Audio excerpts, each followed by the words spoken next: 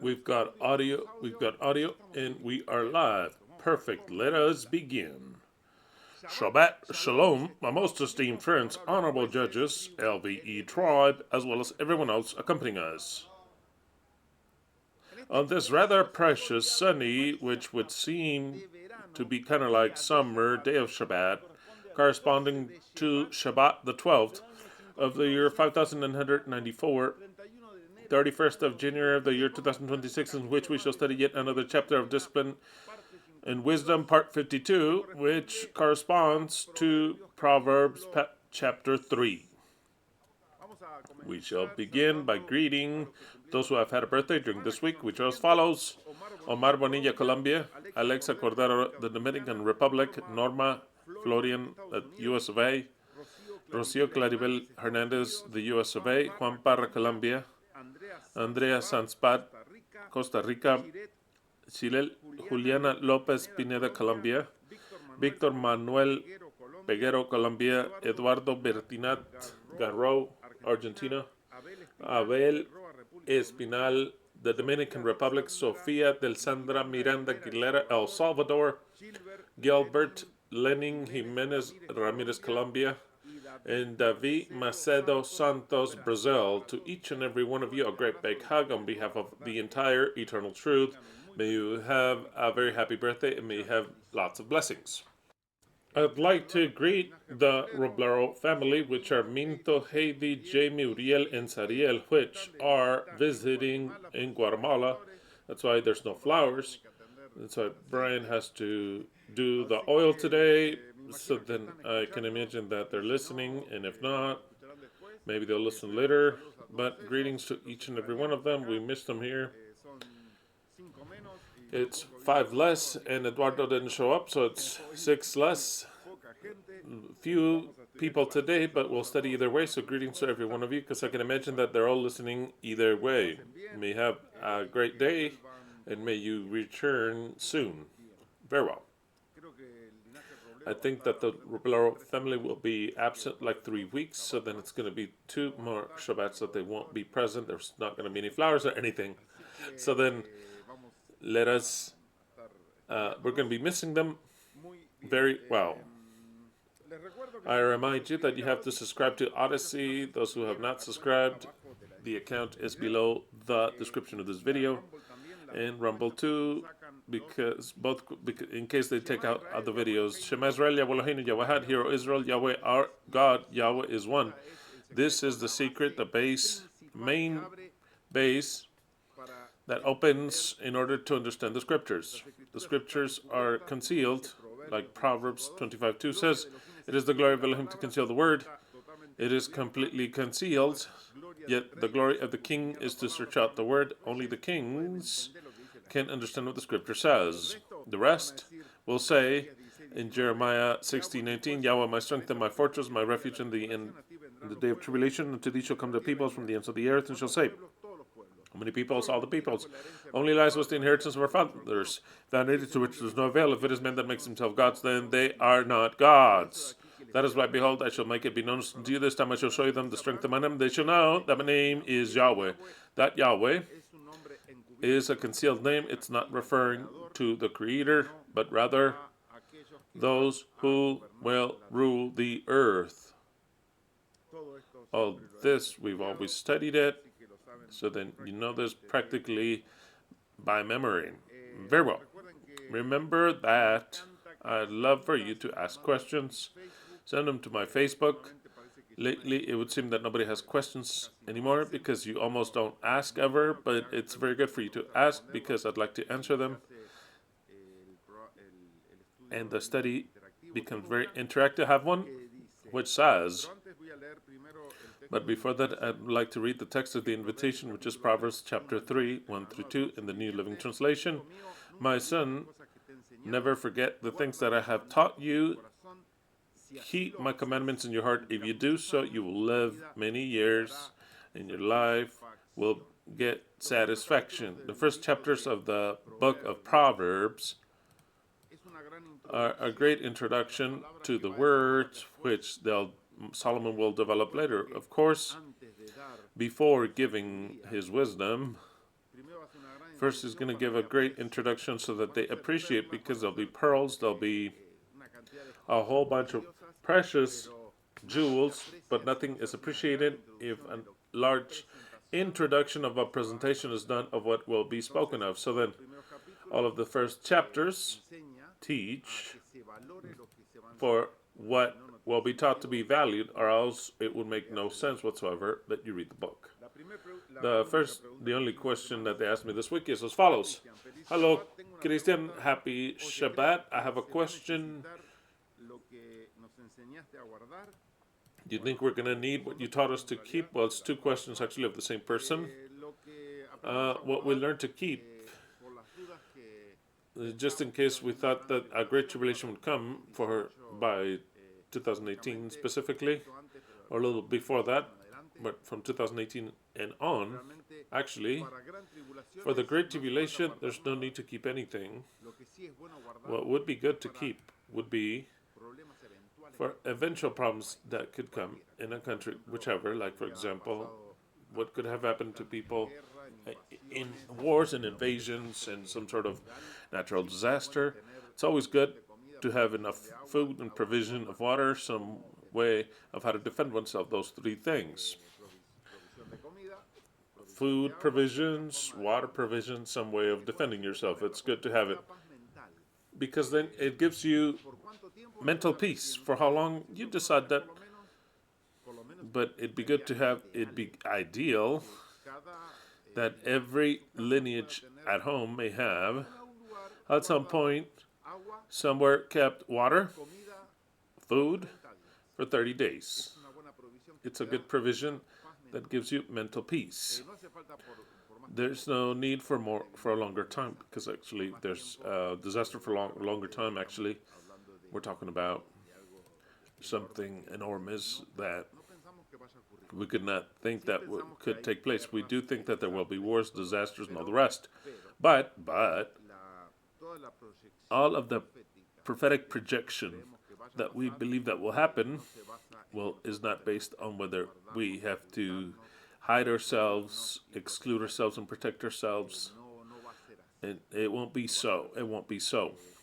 Precisely, the Messiah rises when the world is at peace, or else Yahweh, in the way of the Messiah, would not have said that the Son of Man would come when they least expect it, and that men will be in feast, getting married, and giving each other in marriage, living the great life.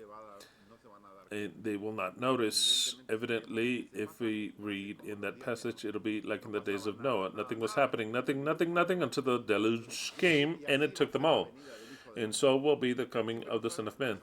They've always taught us, and also we have taught, because we have the teaching that they have taught us, and they've explained in the scriptures, that this world, in the moment of the Messiah, it would be an entire disaster. And we have not paid attention to the words which says that when the Son of Man comes, the people will do their normal life. So then we're not waiting for a great disaster. It could be that after the coming of the Messiah, some disaster comes, because either they don't want to accept it, or a disaster comes. But it'll be different already, because the Messiah is not anyone that's in heaven. It's not Jesus, the Son of God. No, the Messiah is a human group. So then if the Messiah rises, the Messiah won't need of things that are kept away. Specifically, do you understand what I'm saying? If the Messiah is Messiah, he has the power as a Messiah.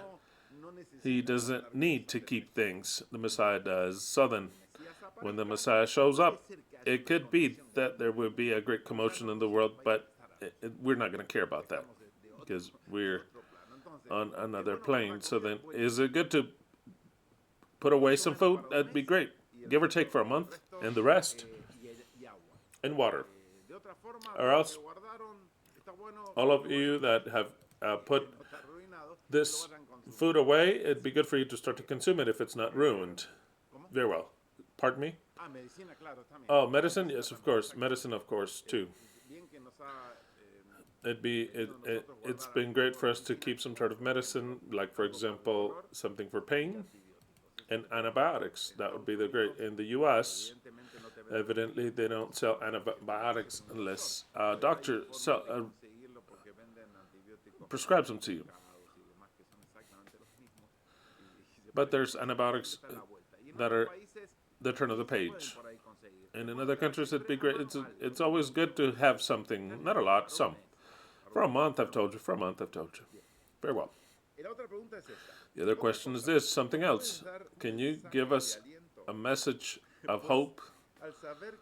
Because by knowing who Yahweh is and by knowing that He does not take care of us or help us, it's been very loss of hope. Life is costing me lots of work to adapt myself to the new way of seeing life. Thank you for always helping us. Well, I tried for every message that comes out from this place is of hope. I understand that sometimes you can take it as is of loss of hope, but that's not the idea. The idea is to know the reality of the situation. For me, it is of loss of despair to think that Yahweh helps us when He does not help us. To think that Yahweh protects us when He does not protect us. If Yahweh were to protect and help those who are good and just, they'd be alive, and they're all dead. No, it doesn't matter how just and good you were. Doesn't matter. They all died. They all died. Just like those who read the Bible and those who didn't. They're all dead. So then how much does Yahweh help that there's no help? There's actually no help. So then sometimes, in my point of view, it is not of despair to have a hope that is entirely false. Entirely false. There are people that have terminal sicknesses. Terminal sicknesses, nobody prays for them, and they get cured. And the doctors say it's a miracles, and there's other people that go through the same things, and there are prayer chains in the churches, and they still die. But humans are still trying to keep the idea that there's a God creator that takes care of us, protects us, that if we achieve to pray to Him, He'll remember us, and He won't kill us like He killed our grandmothers, our parents, our lineage, people that we don't even know. So then it's actually a style, if you think about it, kind of egotistical, thinking that the world doesn't help her, but if I pray and I'm faithful, He'll help us. Well, this is the effect of the problem that we have. How do you call that effect of those that are kidnapped? Stockholm. It's part of the Stockholm syndrome. And we give each other support in the fact that our kidnapper, if we do things right, if we talk to him correctly, if we ask him correctly, he'll help us. And it's like he brings us some peace. Once they tell us there is no help from anyone from the outside, then yes, our mind can start to go into despair a bit, but it's better to know the truth. Who can help us? The only one that can help us are ourselves. And also, people that you don't even know, people in the world, and especially the help comes from us. Just as the way it is. There's don't set your hopes in anybody that from the outside. It can cost a little bit to take the image from that God that we pray to and to take care of us, and we felt protected. That is how all who have died felt. I want you to understand. My dad, who was a pastor, felt very protected, and he died until he died. My mom felt very much protected until she didn't even know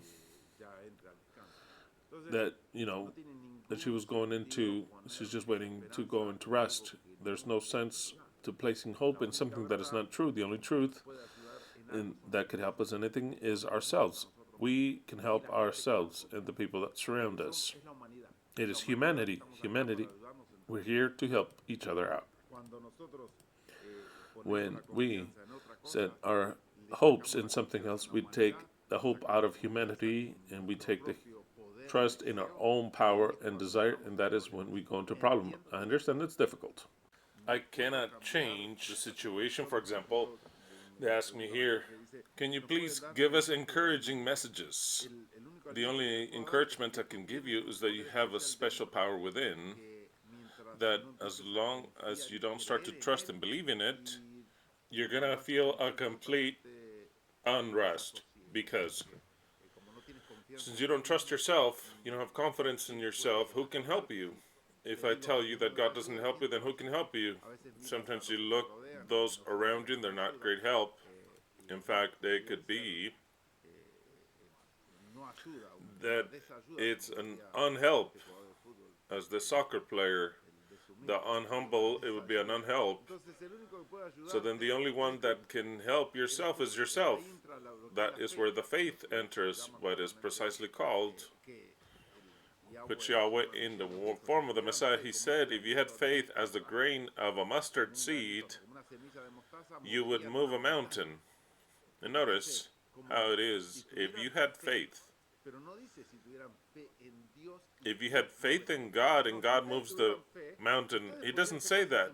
If you had faith, you could do unbelievable things, but it's faith. It's faith. I don't know if somebody from here that likes tennis or watches tennis, but Leslie and I watch lots of tennis. And it's already in the final.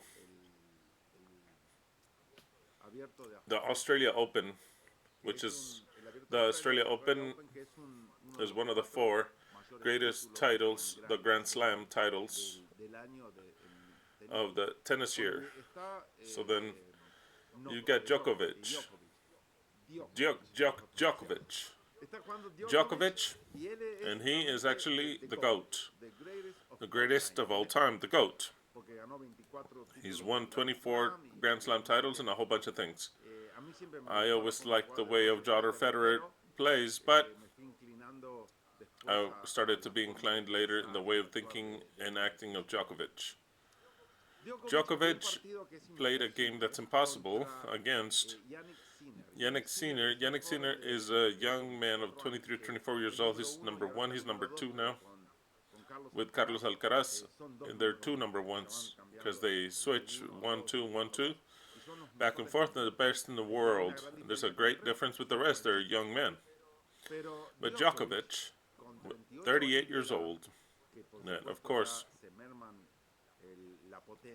you already have less potency, greater fatigue. People get injured more easily. There's no longer that strength, that speed as before. In the semifinals a couple days ago, he won Sinner. Something that the bets were paying 9. If you were betting on Djokovic and won, if you bet on Sinner, it was 9-1. Because the whole world knew that he was going to lose. Djokovic was going to lose. It's just that he played with the heart. He played with the heart, and he won an incredible game. An incredible game, demonstrating that if he beat Yannick Sinner, being already old, about to retire, when he was young, he was in his prime, he would have crushed him. Sometimes the people that don't know anything about tennis, they see Alcaraz and Sinner and said, tennis is a lot better now. No, it's not better, whatever. Nadal in his prime would beat them both easily. Carlitos and Sinner. It's just that they don't have the experience of actually what it is of great players like Djokovic and Nadal and Federer. And well, it was a very fun final. The thing is that there has to be faith. There are players that have an ice of block in their heart. He's a pecho frío, which is a cold chest, as we call it in Argentina. It means they have no heart. So then before our adversity, they don't place their heart in faith. No. They become smaller. That is what we call pecho frío, a cold chest. When I say, or you hear me, this guy is a cold-chested player, it means that he plays well. He could be the best skill in it, whatever. But when he's before adversity, he doesn't bring out the best, but the worst. We don't have to be cold-chested in life. We have to place our heart. A cold-chested person, it means that we're not going to be able to, that this isn't so. No. You have to put your heart into everything. So then this question, which is this life has become very much into despair. It is very difficult for me to adapt myself in a new way of seeing things because you have to warm up your heart. And it is us. We can do this for ourselves. We help ourselves. So then the person that wrote this also said that they're having very negative thoughts. They're thinking about death since they lost his parents. And like words come to his mind like the morgue, death, about his children and all the rest. You have to eliminate those positive thoughts. You have to, the negative ones. You have to eliminate the negative thoughts. You have to eliminate the cold chest and use positive thoughts. When your mind has negative thoughts, you have to eliminate them. It is a work of ours. No one's going to do it for ourselves. Before, it was easier to say, Lord, I feel bad. I want you to be with me and give me strength. And with that, no, it's like we would put the burden on him and we could move on. That option is no longer. So now, whom do I pass this on to? Before, I would put it all in the prayer and give it to God. Now you have to do the same thing, but not upon God. But you have to say, I take this out of my mind. With negative thoughts about death, about fear, it's all fear. And fear, you have to have fear. You have to fear fear. In other words, so you understand, fear is one of the worst things that we could ever feel, and we have to eliminate from our lives. Fear is good, but in measure.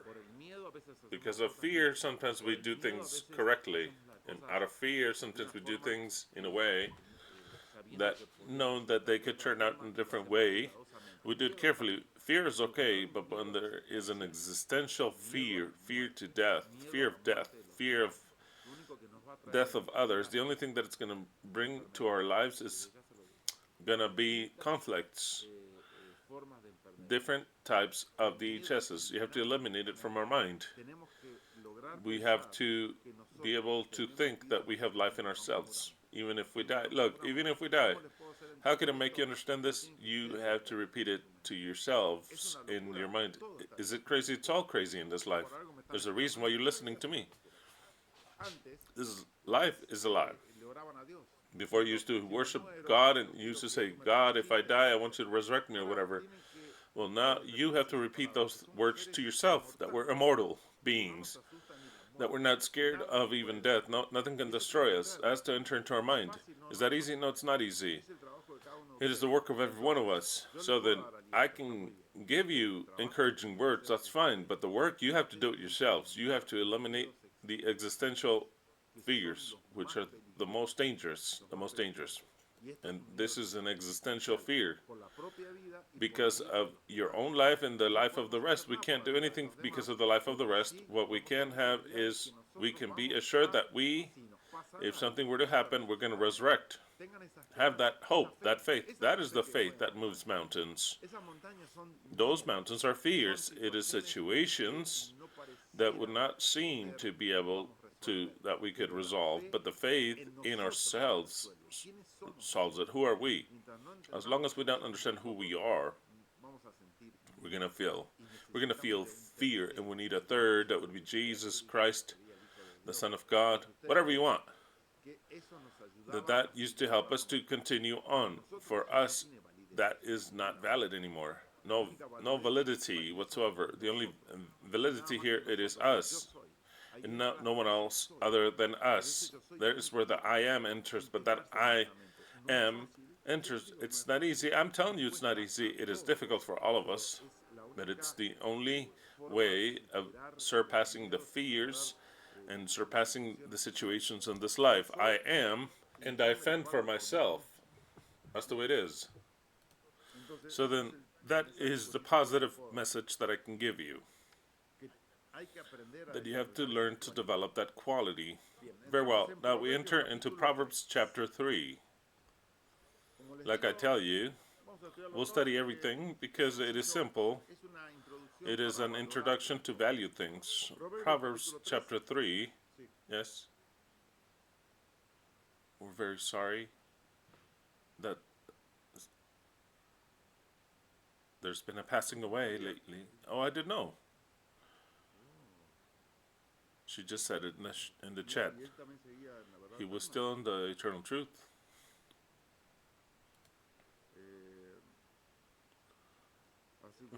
So then, can we give the condolences to Sonia? I just found out. My most felt condolences to Sonia and your whole lineage because of the loss of your husband. I don't know anything else, not even the situation or anything. Absolutely. But well, we at least give you this message, which death is just an experience of people, which the majority of people have passed. We're not all going to die. Some will remain. Those who remain from us will resurrect the rest. We're one for all and all for one. So whatever it might be, that's the hope. Because all of humanity has died, except for the ones that are living now, but they will still be alive and they'll resurrect the King. So then a great big hug, Sonia, on behalf of the eternal truth.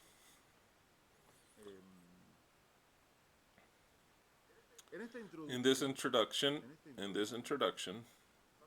Solomon,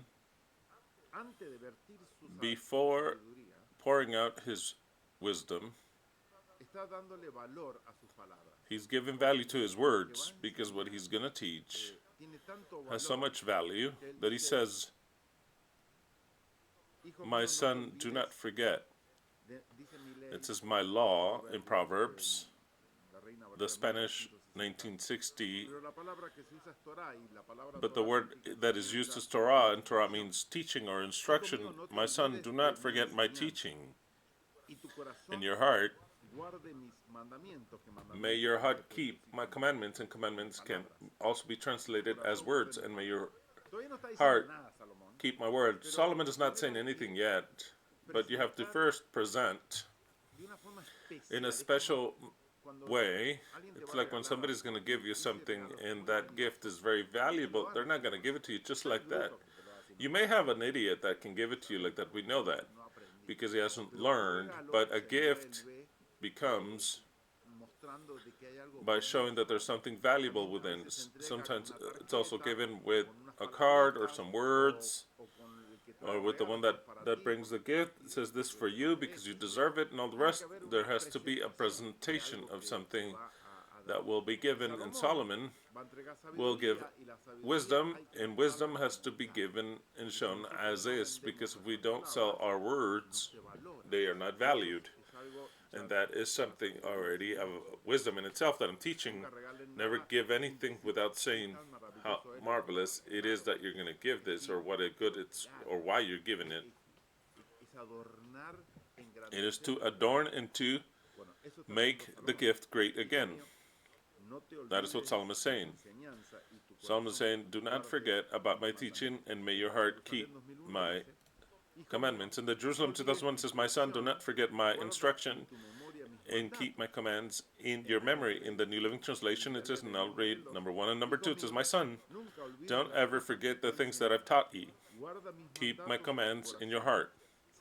If you do so, you'll live many years, and your life will give you satisfaction. That is where is the text, invitational text. Oh, this is the introduction to the book that we'll be studying. This whole chapter is an introduction. 2, because the length of day and years of life and peace they will augment unto thee. It means that the words of the preacher, or the words of the wise men, which we know that Solomon is a symbol of the Messiah, they are to give more years of life and more years of peace. You can have a long life, but it may be a hell. You can have a short life and have a very good time, or you can also have a long life and that it's a life at peace. But it all depends of how and what decisions you take in your life. Number 3, never mercy depart from thee. It doesn't say mercy. I mean, that's fine. It's a nice word. Sometimes misapplied. Sometimes it's even bad, because mercy can be absolutely bad in whatever example. If I live in a place and a neighbor of mine, for example, comes and breaks my windows, I call the police, and the police, they like the neighbor. So they have mercy on him. And he tells them, that's fine. It's all fine. And they leave my car all broken and everything, doesn't make him to pay for anything. I'm just giving a whatever example. This can be applied in everything. That mercy, I'm going to hate it. I mean, that mercy, I'm going to hate it. Because he's having mercy upon someone for whatever reason that hurts the other. So then mercy is a good word, well applied. You cannot have mercy about everything. You can't have mercy about everything. That is what I had never understood about Christianity, of people that have done very bad things, which should be paid with jail, and then they say, Jesus forgave everything, now I preach the gospel. And you might say, how can it be so? So then they teach you, oh, it's mercy. It doesn't mean if you're the worst of sinners, Jesus forgives everything when you believe in him and you're cleansed. It isn't so. That is a very misapplied mercy. Mercy, well applied, is when someone did something to you and you have mercy on them. You explain it to them and you make them understand. You make them understand of why you're going to have mercy. It's just to forgive a debt. That is what mercy is.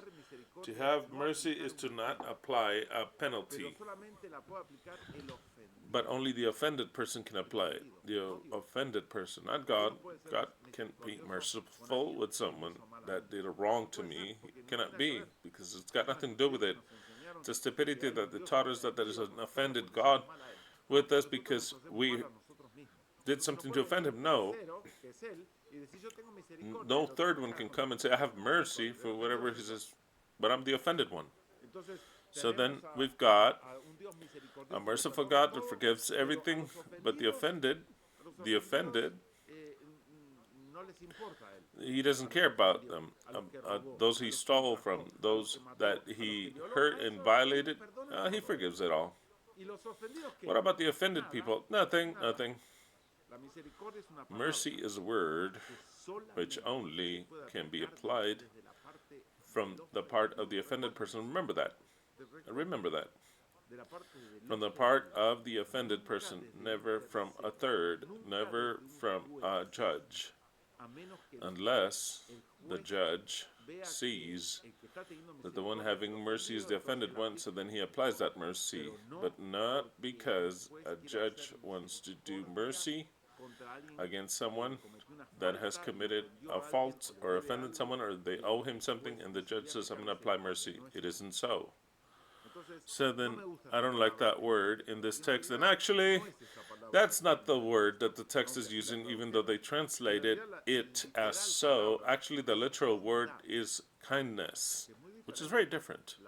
Kindness is very different than kindness. Mercy is applied to a debt that one has when something could be a law that has been broken, a debt, whatever, it is mercy. Because there's a part that owes, must pay, or time in jail. So then there's mercy, so that he doesn't pay. Now, kindness is very different. Kindness not necessarily is that part that offended someone, but rather, as I am being kind, I'm not forgiving anything, but I'm giving. So then the word is kindness. Do not let kindness depart from thee. Do not let kindness depart from thee. Sometimes with kindness, we achieve for people to not change. With mercy, we achieve for people to not understand. Sometimes applying some sort of sanction or some sort of action on our behalf, a reprimanding. Sometimes because out of mercy, we don't say anything. Many times out of mercy, we don't say anything. Or we don't execute anything out of mercy, But what we achieve is that the person does not learn what they had to learn, that they don't learn that certain things are not to be done. But in the name of mercy, they were forgiven unjustly, a person was, and they have not learned, the person has not. When do we learn? When we have to pay, when it costs us, that's when we learn. That's when we do learn. But if out of mercy we are not corrected, then we don't know the difference. And since it didn't cost us anything, it costs us absolutely nothing, we commit the same mistake. At the least opportunity, we don't do it again. When you don't pay for the consequences, we don't learn. In this life, we're here to learn. I know that I've said this many times, and many of you think that in this life no one learns a thing because it's all a lie. What are you going to learn? Actually, we learn every day. All of us and the rest, we learn to live. We learn to cope and deal with our peers and as parents, as sons and friends, deal at work with bosses, peers at work, in matrimony. Everyone learns. Don't think that we don't learn. You don't need to know the truth to learn. We learn how to do things. So then we're kind of like learning on a permanent basis. Now, if you don't correct those people and have mercy on them, if you apply mercy and you don't correct them, they don't learn. But we do learn when someone tells us this is not done this way, this is done in this way, and we learn. I'm not talking about the truth, mind you. I'm talking about learning to live. Learning to live. A mother learns to be a mother. When? When she has children. When she has children. And when the children grow up, maybe she sees that it wasn't the best way, that it could have been different. So then it's all a learning curve. It's all a learning curve. And we're going to put that quote unquote, which is the nice thing about life. Because people that have lived a long time have lots of things that have learned, but they learned how to live, to experience pain, to experience good and evil. All that is to learn to live. Some people learn to live better, others don't learn to live better, and always they step on the holes of this life that makes them fall to earth until they learn where to step on. What is the path that they must follow? Many people never find the path, and they have died that way. But either way, how much experience have they earned in life, even if it's all been negative? That is what will help to someday show them things, because it's all a learning curve. It's all a learning curve.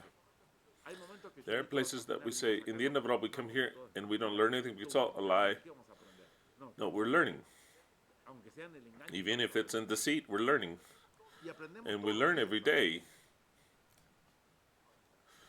Now, if we learn wisdom, that can elevate us to a better life, way better life, evidently. So then, never let kindness depart from thee. Kindness has to be something that has to be innate in us, because you have kindness, and the contrary to kindness is avarice. Either we're kind or we're avaricious people. And we're halfway, we're avaricious. Kindness, it's always to be willing to help, to fix, or to give the best advice, or something that we have to help the others. That is what kindness is. To give. It's always about giving. That is something that's absolutely, Kuromi showed up. I'm going around here. That is absolutely essential to be the Messiah.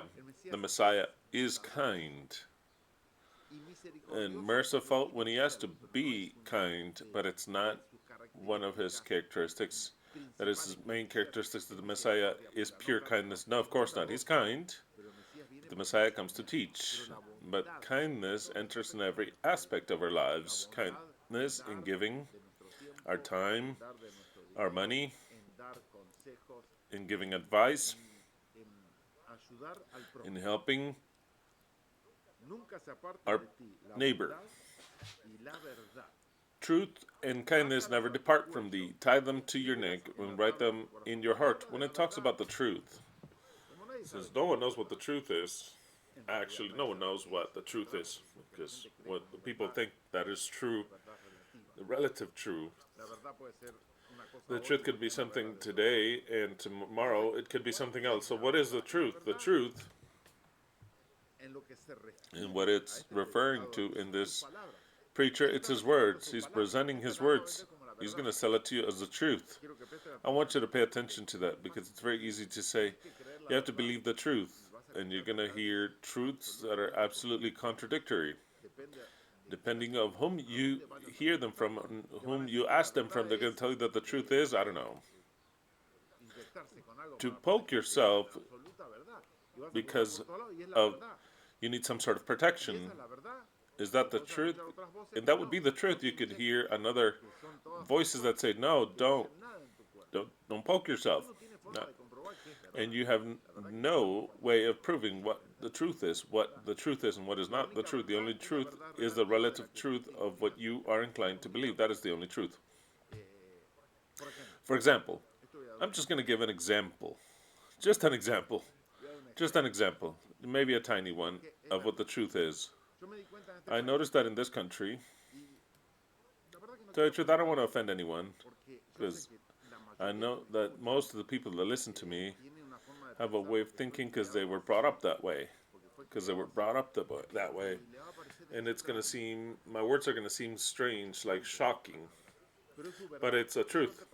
Just to make a point, what is truth for you, maybe it's not truth for me.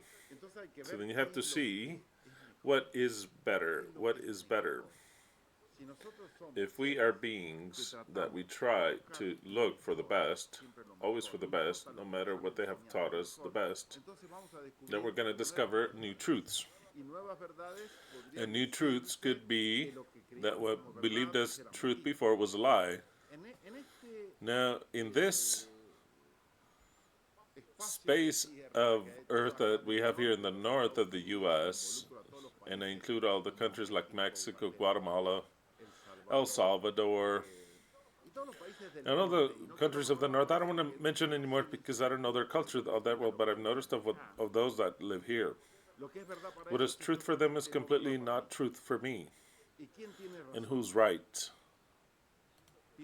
I think that the reason I'm going to give you is the truth, because I think it's correct, but maybe you don't think it's so correct. But we have to elevate ourselves in my position and the position of you, I'm going to say, of you. But in the cultures, there's a tendency, for example, when you go to a house to eat. I was even looking for, how do you call this in Mexico? I forgot to write it down. There's a name for this. You don't remember? Well, you can write it to me. There is a custom here in Mexico, well, here, in anything that Latin America is, that when you go to a house to eat, because they invite you to eat, you have this phrase, mi casa es su casa, starting with that. It's a fake phrase, mi casa es su casa. My house is my house, and your house is your house. My house is never going to be your house, but maybe in your mind you might say, no, my house is your house. Mi casa es su casa. No, my house is not your house, and it won't ever be. Unless I sell it to you. My house is my house, and your house is your house. It's not a show of great mercy to start to think that the people, the guests, are owners of the house. I understand that you can see this as okay, but it isn't so. It makes no sense whatsoever. They have taught this wrong. So then when you go to eat, you expect that after eating, after the food is done, it's the itacate. It's like a doggy bag or like a to-go bag. Do you know what it is? Okay. Okay, it is expected that when you go and eat at someone's house, that the owner of the house of the leftovers, you make them a little doggy bag for you to take home. It is greatly appreciated, right? A family, right? Other feasts also. It is very much appreciated and expected at the point of seeing what they can take or what they can be given. It's even taught. I have a look at this. It is taught that if the owner doesn't offer this to for you to not ask, because it's a bad custom or attitude to ask. But the guests do expect for something to be given to them. The question is that okay? Of course, in your mind, maybe it was taught to you your whole life, whether that's right and wrong, to take things from the house that you were invited from. Not just that, but I was reading online here in the US the tendency now, the Americans, that they even take a plastic bag directly to the feasts. They take the containers so as to bring food. Just like that, directly food, to bring food, to see what they can bring from the house. That is very frowned upon in Argentina. In Argentina, never. It's not because I'm trying to teach you Argentinian customs. Let's start with that. I'm not trying to teach you with Argentinian customs. There are customs that I've learned here and in other places which are better. And we're here to become better, not to learn Argentinian customs just because I want to, just because I'm Argentinian to learn my form. No. But I check both ways of the logic of this, and we could turn this whole thing around. But in Argentina, when you go to a feast, you don't take absolutely anything. No matter if only half is left or everything is left. And if the owner maybe offers, hey, you want to take a little bit? It is good to say, no, thank you, I thank you, no. Because actually, the guest is the guest. He shouldn't take anything from the house. I understand that maybe.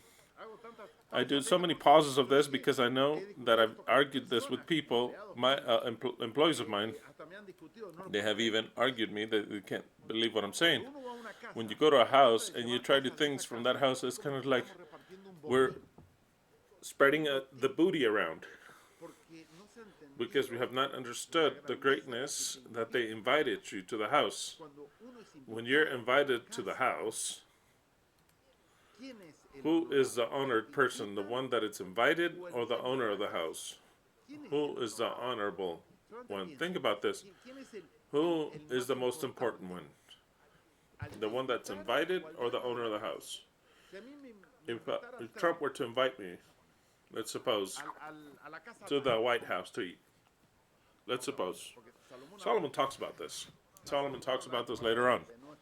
It's not now the subject, but he talks about it later. If Trump were to invite me over to his house, to the White House, so then who's the important one?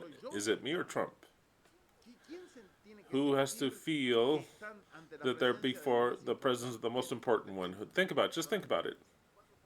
When Solomon would invite people and they would come and visit him, who was the most important one, Solomon or the guest? Would they bring things from Solomon or bring things from Solomon? Just think about it. What does the scripture says? What does the scripture say? What's it say? Oh, they would take things to him. Or in the temple, because the important ones were the Kohanim, the priests. The people would go to the temple to try and see what they could take from the temple, or would they take things to the temple? What did it say about the New Jerusalem? When they go and they invite them over, they try to think whatever they can from the New Jerusalem, or they take things, they take gifts of all types to the New Jerusalem. What is the idea? The idea is that an homage is being done to the guest, but the most important one is the one inviting. It could be, if I invite Trump, I'm more important than Trump because he's in my house. I understand. You might not understand it, but I understand it. But I'm not going to invite him. I'm not planning on inviting him. Right, of course. Exactly. It's a way of thinking. I want you to understand. Maybe you can understand my words, maybe not. I'm teaching you wisdom here.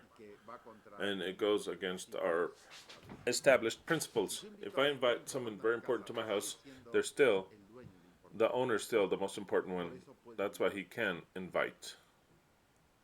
So then, when we go to a feast or a party, under no possibility should we bring anything.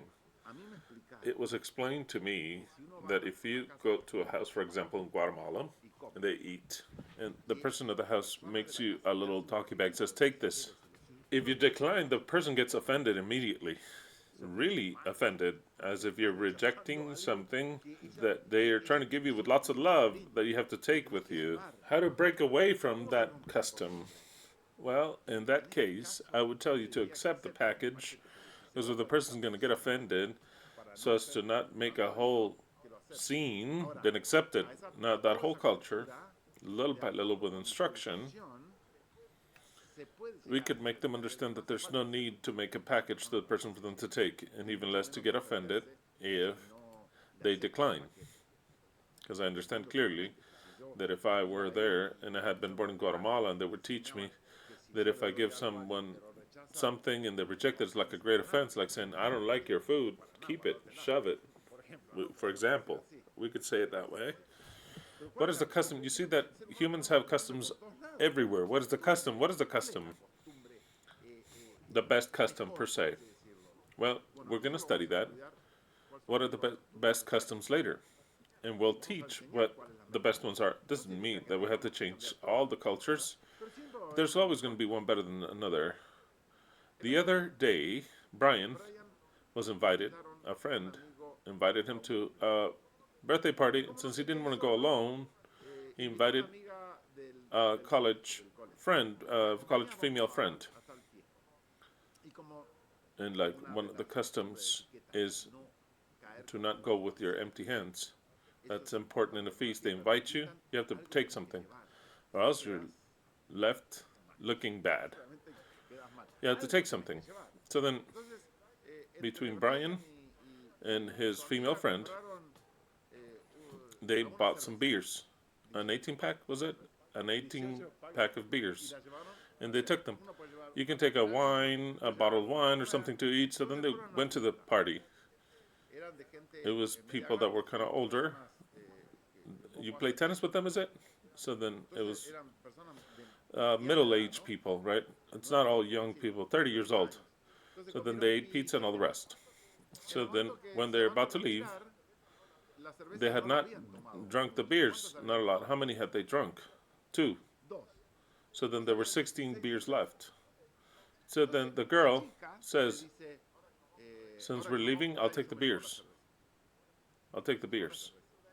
So Brian says, no. How are you going to take the beers? Brian comes from a home that we taught him other customs. And the girl, just so you understand, she's American. She's American. She's a white American. And the girl says, we'll take the beer. Brian says, how are you going to take the beer? No, the beer stay here. And the girl says, no, we paid for them. They didn't drink them, then I'll take them. How many can think that way? Many. I'll take them. I brought them, they didn't drink them, I'll take them. I'm not going to leave them for the people. Brian says, no way. They'll stay here. Please don't shame me like that. So then the girl says, okay. So then when they were going out, the girl, in a way that's very, what word can I use? Very, yeah, like a fox. I mean, it's a very strong word in Spanish. Like a fox, like foxy way, but in Spanish, in Argentina, it means like doing something sus, like. And she took him behind his back, and then Brian was so upset that she did that behind his back. Made me laugh. The whole situation made me laugh. But I want to show you this, because it's a common situation And I've seen this I've sat with my employees, with people that has come to my house that are always trying to take, what can I take? What can I take? Let's see what the leftovers are. You want to hear words of wisdom? I tell them to you.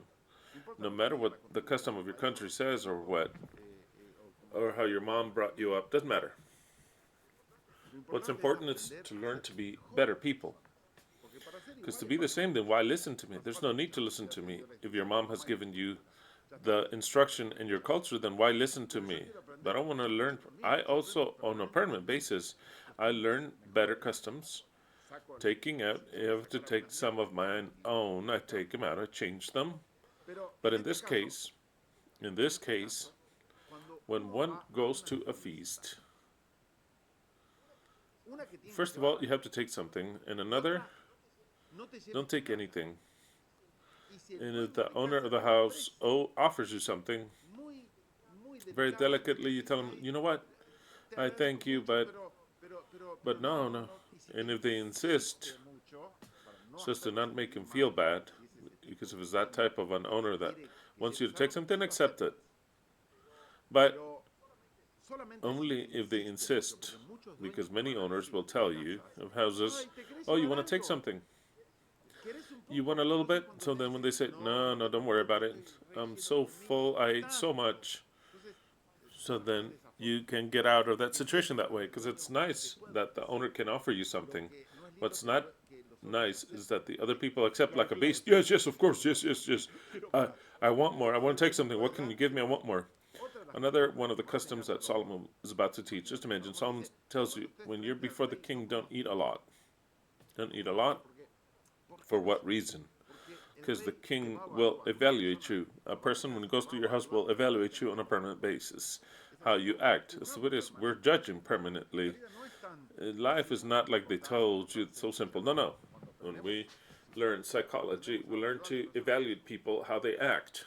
If you invite someone to your house and they eat everything, you see that they eat. They're like, oh, how delicious. That's fine that he says that. He should say that.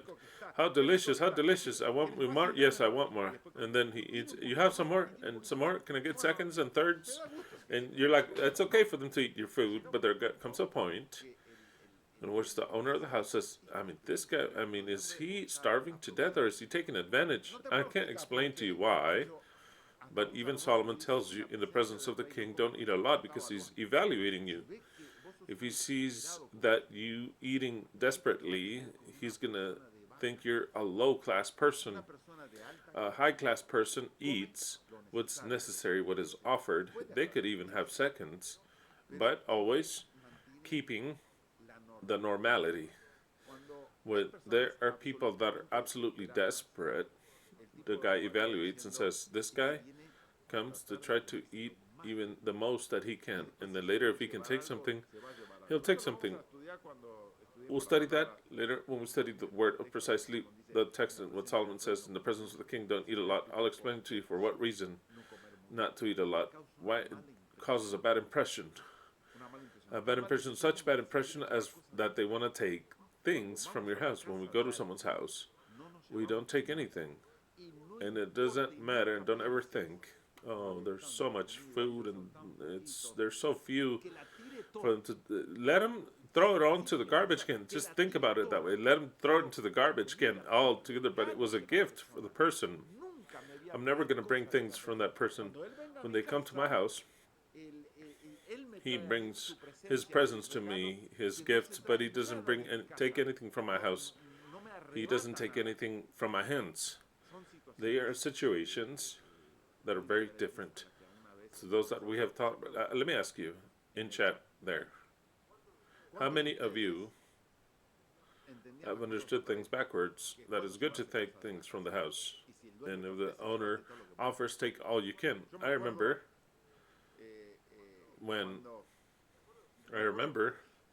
I know many people.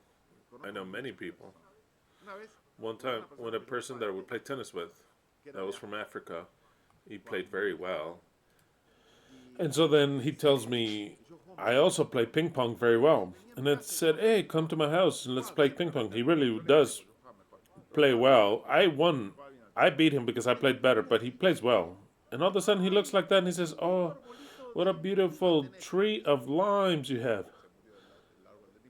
It died. That lime tree died already. But you remember that tree? When he saw it, his eyes opened up like that.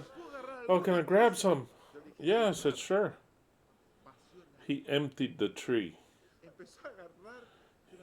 He would put them in every single pocket he could. And I was just looking at him. I wasn't going to tell, hey, leave some for me. The guy emptied the tree. How many times do you think I invited him again? That was the last time. But what failed him? Education. He lacked education. I remember one time we went to Mangandi's house, and we went with Armando, and Mangandi had all kinds of fruit trees. And for him to invite you to eat, that's fine. You can eat some, not way too much, but you can eat some fruit. Armando, I mentioned him because he's no longer here. He grabbed a bag and he started to he filled a bag and said, Armando, how are you bringing a bag? I said, you don't do that. No, he authorized me. He said I could grab some. When are we going to change to be wise people? I understand that you can't change if they don't educate you. Maybe about this subject that maybe I offended some of you or I made you hurt or that you just don't get it. And they said, maybe Christian is wrong. Things are not like that. Well, if you want to learn wisdom, that's how things are.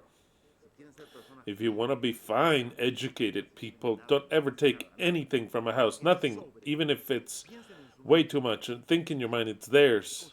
It's as if they were jewels. It's theirs. Imagine if I go, and just imagine that I go.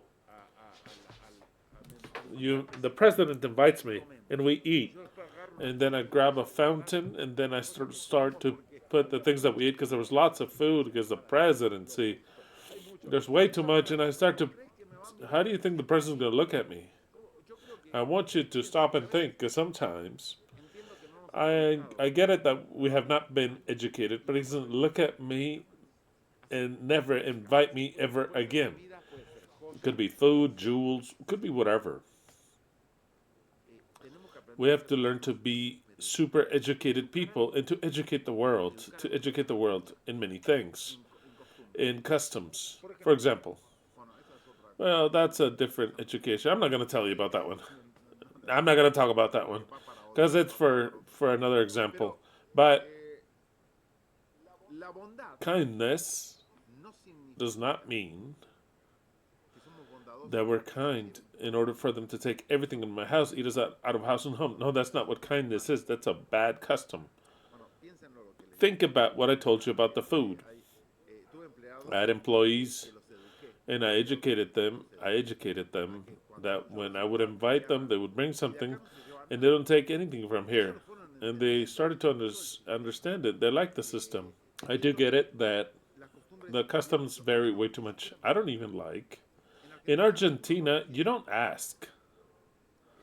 When you go to a restaurant, and I understand that it'd be a bit better, but if you go to a restaurant, you pay for the food, and if you don't eat all the food, you leave it there. But here, when you came to the U.S., I was surprised that the people would ask, can you give me a doggy bag to go? So then what they don't eat, a hamburger, a little bit of spaghetti, whatever they ate was left over, they always take it to go. At first, I was shocked. And then I said, fine. I mean, they're paying for the food, and maybe they want to eat it, and they give it to their dog, whatever. It was nauseous to us what Leslie just said.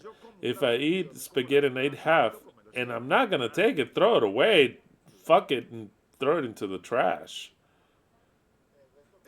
The rest, I'll throw it away. It doesn't go back. It goes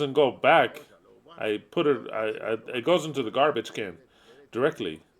But, I mean, I understand that we come from different types of families and poor families that you use even the last gram of bread. Of course, my mom would say there are lots of kids in Africa dying of hunger. So what? Do you want me to take it to Africa? What is the difference? You want me to take it to Africa? No, he says, don't you see that God blesses us all? When so many kids are hungry, what? You want me to eat everything? Because there's so many kids. Well, it doesn't matter. I would tell them, when they were little, I said, Brian, there are so many hungry children in the world. Eat everything. That's the phrases that parents say, and in the end of it all, it's so stupid because it doesn't matter how much you eat, hunger will be there either way, or how much you stop eating, the hunger will be there either way. And yeah, I was surprised that here you asked for a doggy bag in Americans. They're so strict with that. Have to be crazy to leave something. They take it home because they paid because he's paying for it. He says it's mine. It's mine.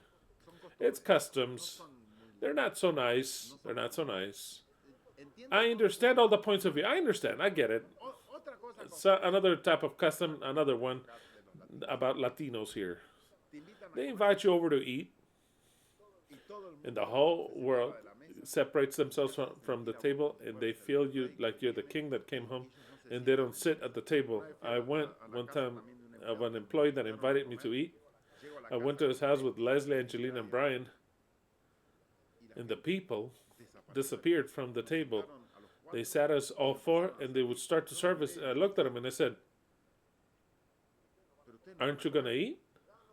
Don't worry about us. We ate already, and blah blah blah. We already ate. We invited you." You know how they made me feel bad? I wanted to run out of there. I never went back. Why? Because they made me feel so bad. If you invite me to your house, you better sit down in the best place. Don't make me sit in the best place. If you sit at the head of the table, you're going to sit at the head of the table, and you're going to tell me where I want to sit. And I'll sit there. But we'll eat together. There is no difference whatsoever. In the same table, we all eat, or else don't ever invite me again. I think it's such bad rap for you to sit me down like if I'm at a restaurant for them to tell me, "We made this for you." Says, no, no, no. I came to eat with you, not because of the food, to eat with you. That custom in out of Latin America, above they all have it. In Argentina, they don't. Not in Argentina. You're not going to see it in Argentina for them to sit aside or no, they're going to sit, they'll tell you where to sit, and they'll make you feel like a part of their lineage, part of their circle, the same level, same conversation, everyone at the same time. They'll stay to eat afterwards because it's a very nice custom to chat afterwards. And then the Argentinians are not going to leave the house. I've seen that in Brazil. Argentinians are incredible. They invite you to a feast, and no one leaves from that feast until the house is not left. Even mop the floor. I've never seen that in Brazil. Argentinians make parties, they have fun, and then said, "Okay, it's time to clean." Everyone off to clean. They said, "I love the Argentinian houses. It's such a joy for the Argentinian parties." What else did the Brazilian guy say? What's his name? Vinicius. Vinicius. It's a Brazilian guy that is in love with Argentina. And I said, I never saw this. I never saw this in Brazil, what you do in Argentina. Because they come, they eat, and they clean everything. What do they do here? They come, they drink, they get drunk, and then they try to take everything they can and they leave. Different ways of having relationships with our neighbor. Now, the point is when you leave the house, because the friends get separated, or the family members, and you leave the house after the party, what sensation were you left with after having been in that reunion? Right, what was the sensation from the guest and the owner of the house, of both? Right, exactly. What were you left with? Like a nice sensation? Or to say, I don't know, any of the two that, oh, it was such unpleasant. Right, if I go to a house and that I'm invited, so then they serve me. Everyone disappears and they just serve us. And they treat us like we were two kings there, and that with our service, how do you think that I'm going to feel when I leave? That's what I'm getting at. Right? How do you think I'm going to feel? I'll never come back. I'll never come back because you didn't treat me in a way that I wanted for them to treat me, which is of a friend. I don't need for you to come and serve me. I wasn't there for you to serve me. No. On the other side that they taught you, I get on the other side. They say, no, no, no. We have a guest. We want to make him feel so special that the whole house are here to serve him. And we're going to serve him. Let's see what he needs. We're going to give him the best place, or the only place, because no one's going to be at the house. I'm going to serve him everything so he feels great. And maybe in that culture, they feel great. They say they invited me to a house. They made me feel special. It could be that mine. I go to a house. I sit there. Everyone, nobody eats. They just serve me. Because I'm the special one.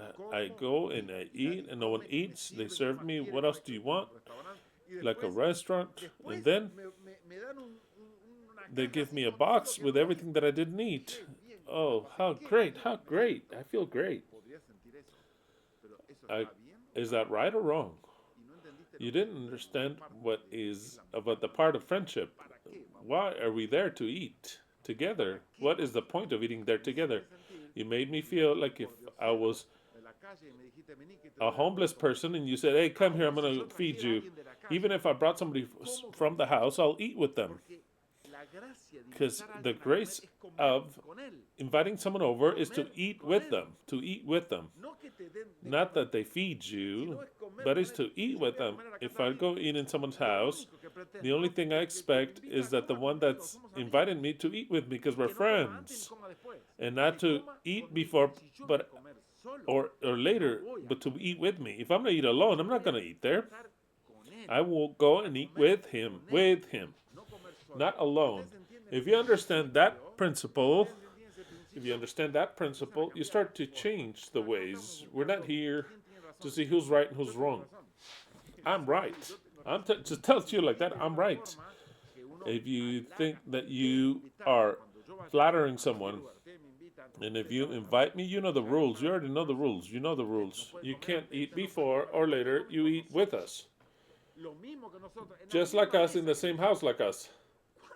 How many times have I gone to eat? I tell you, because I have such experience. I've gone to eat and they disappear. They at the same time, once in the kitchen because they want to leave the table for me. Angelina and Brian, no, not that. Get another table and we all eat together, or else I won't come and eat. The fun of eating together is to share the food, breaking bread with you, nothing else. Notice that, just an example. The message of Laodicea, what's it say? What does the Messiah say? He says, I am at the door and I call it. He that openeth the door, I will dine with him and he with me. It doesn't say, open the door, I will dine with him, or I'll dine alone and he shall serve me the dinner. No, it doesn't say that. I'll dine with him and he with me. Because the whole fun, the reason of sharing and breaking bread is to do it together, not to make you feel special, not to make you feel like a king, but rather a friend at the same level, to all to eat together in the same table, same food. That's what it is. Precisely, people, I'll mention them. The Robledo family, they told me some time ago that they went to eat at someone else's house, another family from Guatemala. And of course, Jamie, who is used to eat like we eat here, and she is now used to the Argentinian customs, not the Guatemalan. So she was surprised that no one's at the table. So for them, they were all to the side saying, what else do you need? Just sitting behind you. You can't eat that way. Saying, did you like the food? You want some more? No. She felt so uncomfortable because she had never seen it. Because it's horrible. It's hideous. Horrible. Hideous. Horrible customs. When you discover better customs, you have to change. What are people saying in the chat? I don't even know what they're saying. In the chat, they say, which who? That it was normal? I said two things. That was normal, what? This way or my way?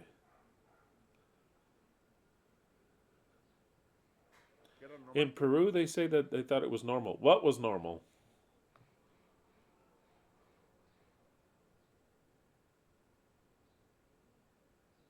what you were saying about the custom. Oh, that. Okay, okay, okay. Okay, I get it. I get it. Well, I'm here to educate you. I'm here to educate you. You are kind of getting the point, give or take, the meaning of things. Well, it doesn't matter. We deviated.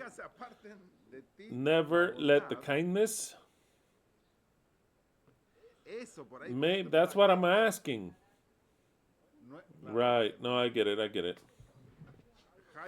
Jairo, what did you say that was normal? For all of us to eat together, not to take anything, or normal is to make them feel special and to take everything? What is what's normal? Yeah, sometimes we don't know what they're referring to.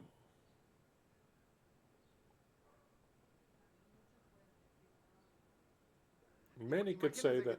Imagine invite you to Argentina, and then they said, "Oh, this was left over. I'll take it over, and then I'm gonna take it." You're never gonna see that in Argentina. In fact, my Argentinian friends, when they would come here and they would bring part of the meat, they would bring a lot more. I mean, a lot more.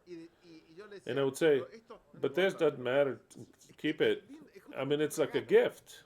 I mean, imagine a gift. What would happen if somebody would take a gift? Like, for example, I don't know, whatever. Yeah, flowers. And it's like, oh, they didn't put them in the center of the table. What, I'm going to take them home with me? I mean, that is the point. When you go to a party, everything you take are gifts. You can't bring them back out. I don't think a lot of people get offended. No, no. Don't take anything, but don't take anything either. Don't take anything from the house either. For example, whatever are drinks, you take them and you should take way more. I remember Armando. Let's talk. We're talking about Armando. He would bring avocados, a whole box of avocados, and if half was left over, he says, "Well, I'm taking half." One time I got sick of it, and I said, "Armando, if you bring something, you leave it, and if you bring way too much, you leave it, or else don't bring shit." I told him like that, just to educate him, to teach him. He didn't get it. So then from then on out, he started to count the people. I said, I brought 4 avocados. Do you remember that? And we would cut them. He would cut them. And he would hand them out and said, okay, he would make sure that nothing would be left over. He didn't want to leave anything. That's the last thing he wanted. He would bring dates. Do you remember?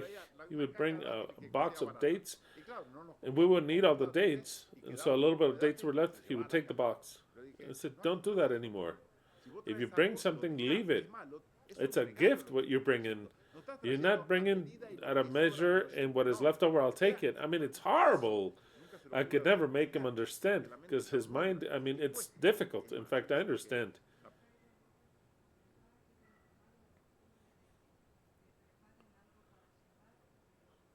Exactly. It is normal in their country. It is normal in their country, in this whole zone, it's normal. Now, if that is correct or not, that's something else. I'm not talking about what's normal.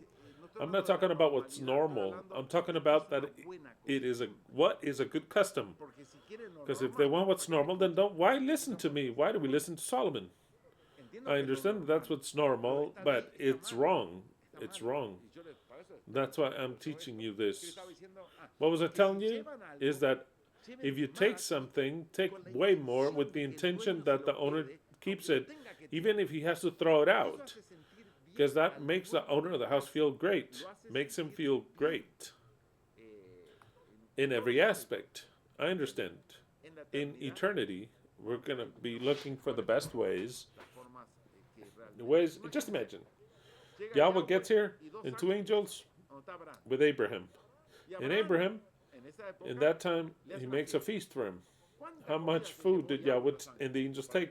I'll take this to go. We didn't eat the whole lamb. I'll take half. What? Of course not. Absolutely not. And I think that Abraham ate with them. He made the food and ate with them. But those are customs. I'm not saying the customs that we have inherited from our parents are not good. That is what I want you to understand. They're not good. In Alaska, the Inuit Indians, when a guest would come home, the custom is that he had to give his wife to the stranger, and his wife would sleep with the stranger. It was because the stranger could not say no. Could not say no. He had to offer his wife. That is a custom that the Indians would practice, and it was, of course, it could seem horrible to you and to me that the guy had to give his wife up to give it to the guest. But it was a custom. Does it mean that it's right? No, it's not right. No matter what the custom is, there are bad customs, there are very bad customs, and there are very good customs. So then the bad ones, even if they're what's normal, if you learned wisdom, it is for you to change them, or else why do we even teach you wisdom here? That's the point here. That is the only point. Now, also, I was wondering whether it would be a good way to know is to know how to make an invitation. The person that invites someone over to a party, whether it's a birthday or a special celebration, or because they want to invite someone to form a friendship. Whatever the motive might be, whether it's a birthday. Now, in Saudi Arabia, in those places, the guests were more than anything because they were people that were traveling by. So then the owner of the house felt obligated to give them everything and to give them food for the road, even. You know how in the Bible it says that they would give them bread for the in another time, in a different time. So it was in the desert, right, in a different time, right. In a different time, the travelers, right, of course. In a different time, sometimes the good people would invite people that were travelers that were going from one point to another, and they would give them food, and they would also give them food for the road because they didn't have a restaurant and they would go home, or it would be for the road. So they were welcome there. They could take whatever they could. That you can understand, but there's a reason of why. Because they weren't going to a restaurant, they were just traveling, passing by. So then you would give them enough for them to eat on the road. That is a different situation than the one that I'm talking about. Maybe that custom was transferred over onto what the customs of today are. In Saudi Arabia, in 2022, where Argentina was the champion, Argentinians were saying that many Arabs would invite them to eat, and they would serve them. Of course, they had never seen that. They would serve them. They would give them everything, but there was no woman. There was no women, because women live apart from them. The one that was serving them and everything was a man. They couldn't see women. Those are customs. They're good? No, they're a disaster. Complete disaster. But if I start to argue with them, they're going to say, no, no, you're wrong. These are our customs. Women should stay away, and a man invites the friends over and feeds them. Their women are behind. Those are customs. Are they going to have to change? And I can imagine that in a new world, there's not going to be any more Muslim principles. Of course they're going to change, because there's going to be education. Right now the people don't have a chance of being educated. They don't have a chance. And they do things without meaning to do them, but they do them wrong. And that is what the book of Proverbs is talking about. Almost all the book of Proverbs. So then let not kindness and truth depart from thee. The truth can be relative. That's what I'm saying. What is truth for one could not be the truth for another. But this is the eternal truth. So then our truth is the truth. There's no other truth. Tie them to your neck. If you listen to the words of the preacher, that's what I'm telling you. I'm not speaking just to speak. If you really want to listen to my words, that's why you come to listen. Those who want to listen, it's not words and opinions, just extra. The preacher says what I'm telling you, even if it goes against your customs, against your family, what you believe doesn't matter. If you're listening to me and you value my words, then tie them to your neck. Evidently, they weren't belonging to your neck, but you have to tie them to your neck as if it were a chain, as you control a dog. Tie them to your neck and write them in the table of your heart. Evidently, you don't have to write anything if the instruction is already written that you're receiving, if you already knew it. But evidently, those who don't know what I'm talking about, you have to write them because they're not written, because they have different customs to those that actually are better customs. That's the idea of what Solomon is. Let not mercy and truth forsake thee. Bind them about thy neck, write them upon the table of thine heart. But what is mercy and truth? The words that he's teaching you. And ye shall find favor and good understanding in the sight of God and men. This word God, evidently, says Elohim. And it can be translated as God, the Creator, or the authority. The authority you have above you. So then I could read it this way. And ye shall find favor and good opinion in before the authority and men. So then if you do things in a very correct way, you'll add and find esteem and a good opinion of you in the eyes of the authority and men. That's the way it is. If you practice kindness and truth, you'll be held in good esteem. Now we have to read things that we have to read, but that they're things that cover the truth. It says, trust in Yahweh with all thine heart and lean not unto thine own understanding. If he is the father of lies, how can we trust him wholeheartedly if he is the father of the new world order that rules the whole world? The father of the beast, the one that sustains the beast, the creator of the beast.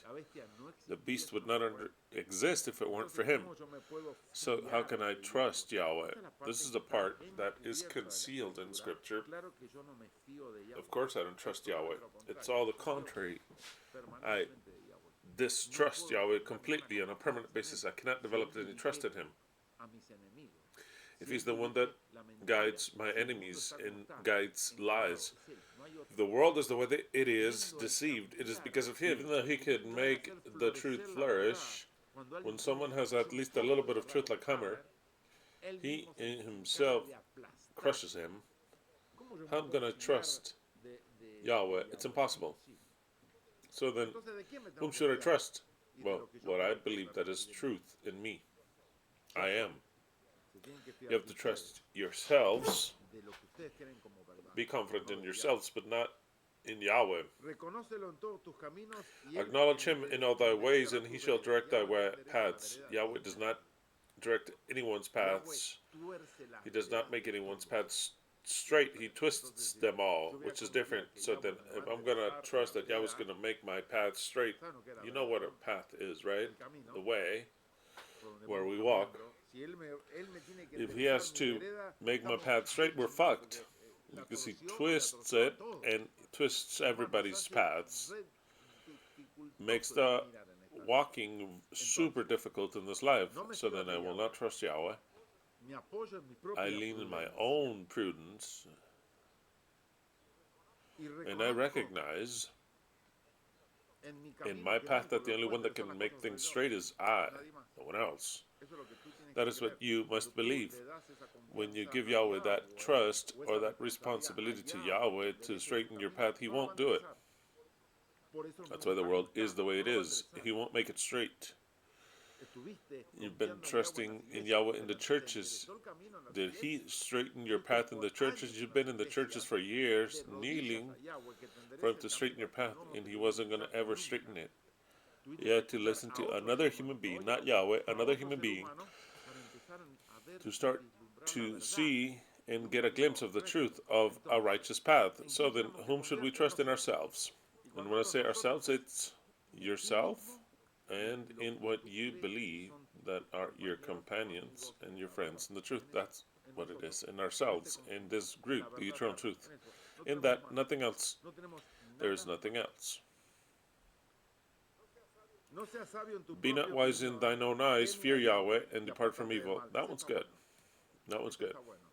We're not wise in our own opinion, because your own opinion could be everything I've said that I don't like, how they do their feasts. That could be your own opinion.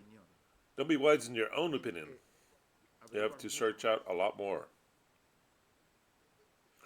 And then it says, fear Yahweh, clearly. We fear becoming Yahweh. That is the beginning of wisdom. To fear evil and depart from evil. To understand that Yahweh is evil, the originator of evil, we draw away from him, nothing else. We don't want him to guide our path. He cannot guide our path.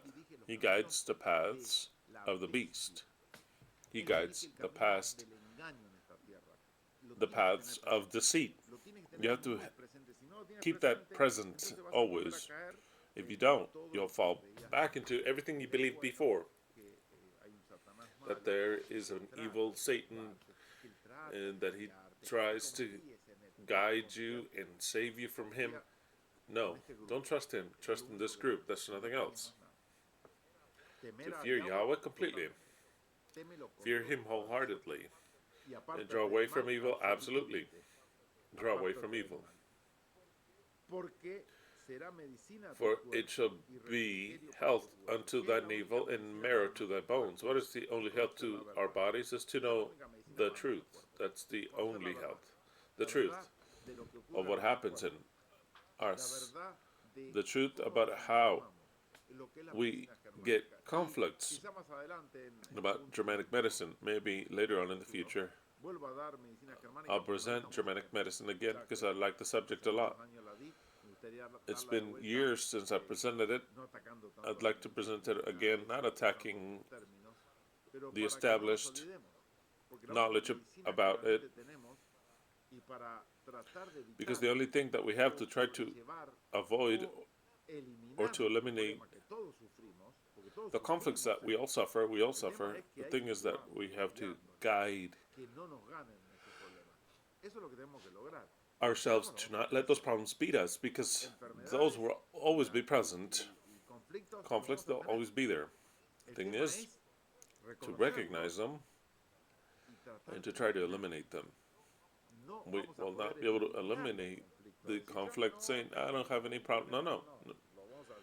We're all suffering here, because when you least expect it, you have a DHS and then you suffer the consequences. But having understood the mechanism, we can lengthen our lives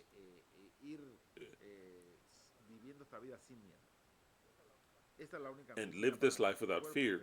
That is the only help to our navel and marrow to thy bones. It is the truth, the eternal truth. Honor Yahweh with thy substance and with the first fruits of all thine increased. Well, no one has ever given Yahweh their tithes, because Yahweh doesn't live here. It's always been given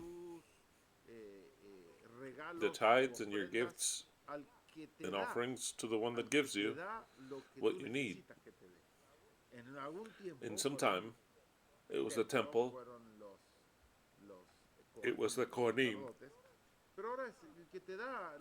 the priest, but now it's the one that gives you hope and how to navigate through this horrible ocean. That is whom you should honor. It is not Yahweh. It's precisely your authority, the one that gives you, the one that teaches you. You know him perfectly well. We've talked about this a lot. But there is a great advantage. So shall thy barns be filled with plenty, and thy presses shall burst out with new wine. This is a way of speech. When you're kind and you recognize and you don't want to take out but give, then life will start to treat you better than what it treats you. It'll treat you better than what it treats you. I'll tell you now another case of what kindness is and what it is to actually be stupid. To use, I can't describe it. Angelina had a friend in college. She had the best scores, top student in the class. Angelina and Brian were the best in the class. public speaking. The professor said, "You're the best students I've ever had in years. The top of the top." He told Brian, "I hope you become a politician, first here in Riverside and then president of the nation. The way you speak, you have something." And Angelina said, "You have such an incredible talent. The rest of the kids, not." And the guy, professor, said, "Actually, how it's difficult for people to speak. Of course, it depends where you're born. If you're born in a place where they speak a lot, where they practice it a lot, it's kind of like it's part of the genetics, and you absorb it, like osmosis, how to speak, and many other things. Plus, they were even homeschooled.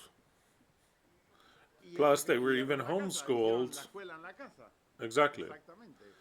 Exactly, because many said, no, homeschool students don't know how to communicate and all the rest. They're antisocial and all the rest. No, they were homeschooled, and in public speaking, they were the top students. There was a girl that gave a good speech. Angelina said it was a disaster. No one understood a thing. The professor said, "Look, your speech," and one of the things that he said, "I didn't even understand a thing in your speech. Disorderly, didn't have a beginning, a middle message, or an end. It took longer. I gave you 7 minutes. You went over. You didn't close anything. I didn't understand anything. You didn't quote anyone. It was a disaster. You can't pass." And she was going to fail the course. She wasn't going to pass. So then Angelina went and spoke with the professor and said, told her friend, "Come here, let's talk with him in his office." They went and talked with the professor, explained all that. And because Angelina had lots of grace before the eyes of the professor said, "Look, you failed in everything, but I'll let you pass." That's the way it was, right? Give or take. On the very last day, that's the way it was. That's it, it's over. All right, Angelina said, because they learned wisdom with me. Angelina said, praise the professor. Tell him what a good person, no matter what your mind thinks, that he's the worst professor in the world. Because the people that don't have any wisdom, and they think that they did things right, they think the other one's wrong. But the professor is an idiot. That she gave a brilliant speech, but that the idiot is so angry at her, and that's why he didn't let her pass, but that she was brilliant, that she gave an excellent speech. That happens to so many human beings. Do you know how many people came and told me, "I want to sing," or "my son wants to sing," and they would send me a sample. It was a disaster. I couldn't even listen to it. And they expected for me to put them in my videos and said, "Why don't you put my son there? I want to see my son sing," and he sings excellent, and he puts all his heart. I don't care how much heart he puts into it. If they don't sing well, or I don't like the way they sing, I wasn't going to publish their songs. It had to be absolutely good. And then I decided not to publish anyone. The people think that they have talent, or that their sons have talent. That happens to parents in every level. The parents that take their kids to play soccer, and they tell the coach he's the best, and the guy says, "No, he's awful, he's the worst." But his dad says, "No, he's the best. He's Maradona in the flesh. Messi reincarnated. No, he has no talent, he doesn't know how to kick the ball." But the father, there are parents that see way past all truth. They only see the things that they think that are good in their children, or in yourself, or in oneself, like in this case that I'm telling you. So then Angelina said, praised the professor, said that, yeah, that she could have been better, that she got very nervous, but that he's right, that you had to better that part, and that's what she was there for, no matter what the speech was. But Angelina said to say exactly the points that she needed to say, and then the person said, okay, I'll let you pass. You know what it is to lose 6 months? You have to do another 6 months. Isn't that something stupid? So then she passed. Some time went by. Angelina finds out, I don't know if she read it or what, that the professor gave her the score to pass. She wrote a comment because the students can write comments about the professors, and she put an awful comment saying this professor is awful, avoid him, he's unfair, all kinds of things. What did he say? What else she say? Don't take the class with this guy. So then when Angelina saw that, she said, is this chick stupid or what? What's going on with her? She didn't deserve to pass. He let her pass, and now he puts another comment that all the students read later. Oh, and she also said that she has preferences with other students, for example, Angelina and Brian. So then Angelina, when she read the comment, she called her and said, how do you dare to comment that? Don't you see that if it weren't for me, you wouldn't pass? No, it wasn't because of you, it was because of me. It was because of me. No, it wasn't because of me. You, it was because of me. And aside from the fact, it's because I gave a good speech. But that guy is a son of a bitch. He's no good. He's garbage. And I will not change my comment. Well, there are people that way. Unfortunately, they're learning in life, but they don't learn those parts until someday, they pay for the consequences. Because a person that does not recognize, because the only one that made her pass was Angelina completely. If it weren't for Angelina that took her to speak with the professor and said what she had to say, there was no chance to pass. To not recognize that it wasn't because of Angelina, we have a problem there in character. And then later, even doing all that, and the professor lets her pass, and then to write a negative note about the professor, there's no way that this life will not pay you with the same coin. There's no way. A person that acts that way, she has a whole bunch of pending accounts that when that person's older, life will start charging them. And then people ask, why are things going so bad in my life? It's difficult what I'm going to say, but I want you to reason this. David said that he never saw people, good people, or just people, begging for bread. Never, ever, ever. What's exactly the way that he says, I never saw a righteous man begging for bread. A righteous man. A just person. But in order to be just, it's not just thinking that you're just. And that's the truth. It is absolutely very difficult to see a righteous person begging for bread. What does that mean? That those who beg for bread have not been just. It is clear. No matter if it was the education they had, I'm not criticizing them, but they have not done righteous acts. It's always been unrighteous acts. Does that mean that we should not help them? No. Of course we should help them. I'm saying what David says, how this life pays you. This life pays you with the same coin or worse. The change is always for sure that they give them to you. When you act incorrectly, like in this case, there's no turn of the page for life to smile at you. Life will charge you with interest. So sometimes we have lived a life that we don't understand why everything goes wrong, nothing turns out great.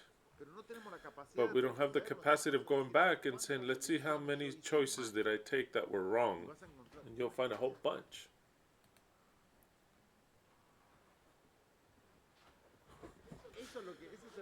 See, that's the problem, as Leslie says, that we think that we're doing things right. Sometimes we think that we're righteous and we're being unrighteous, or because our culture were telling us that it was what we had to do, or because it's small attitudes in life that we started to take advantage. We weren't kind with our peers, and then there comes a point in which we find ourselves and we don't understand why life treats us so badly, because we have been unrighteous. There's no turn of the page. I'm not saying that the whole world is unrighteous. What I'm saying clearly is that a righteous person does not beg for bread. The day that you find yourself begging for bread, and when I'm referring to begging for bread is saying, why am I so poor? Why everything's so bad in life? Well, you start to, nobody invites me to their house, a whole bunch of things that could be, a whole bunch of things. I want for the first thing that you mistrust is that you have been righteous. You have to place your justice is absolute mistrust. Because the problem is, as Leslie says, is that the problem is that we think we're just. That's the problem. We think we're righteous. We think we're acted correctly. We think that in certain occasions, because in the mind of the girl, when Angelina called her and says, change that comment, take it out and place a good one. And she says, no, I'm completely right. So then the justice is on my part, on my side. The way I acted correctly. He didn't give me the note that I deserved. So then it's not that you helped me. No.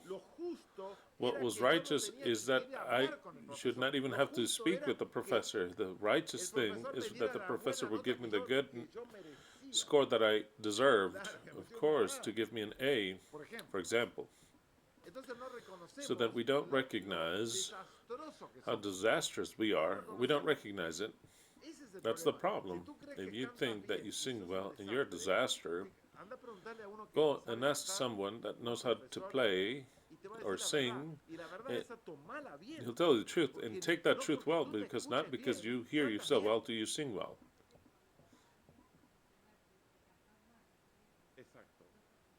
People get offended when someone that's professional telling them that they don't sing well. We get offended, and they break our heart. It is, for example, the opinion of taking things from a house. The opinion of Brian's friend is that her opinion was that she needed to take that beer. Because Brian told her, how do you do that? How shameful it is, and to top it off, half of it is mine. You could have just taken half. He says, no, she took them all. They paid it between both of them. That's what I'm saying. They paid him between both of them, but she took everything. Brian would not have accepted any, but the shame that they made her pass.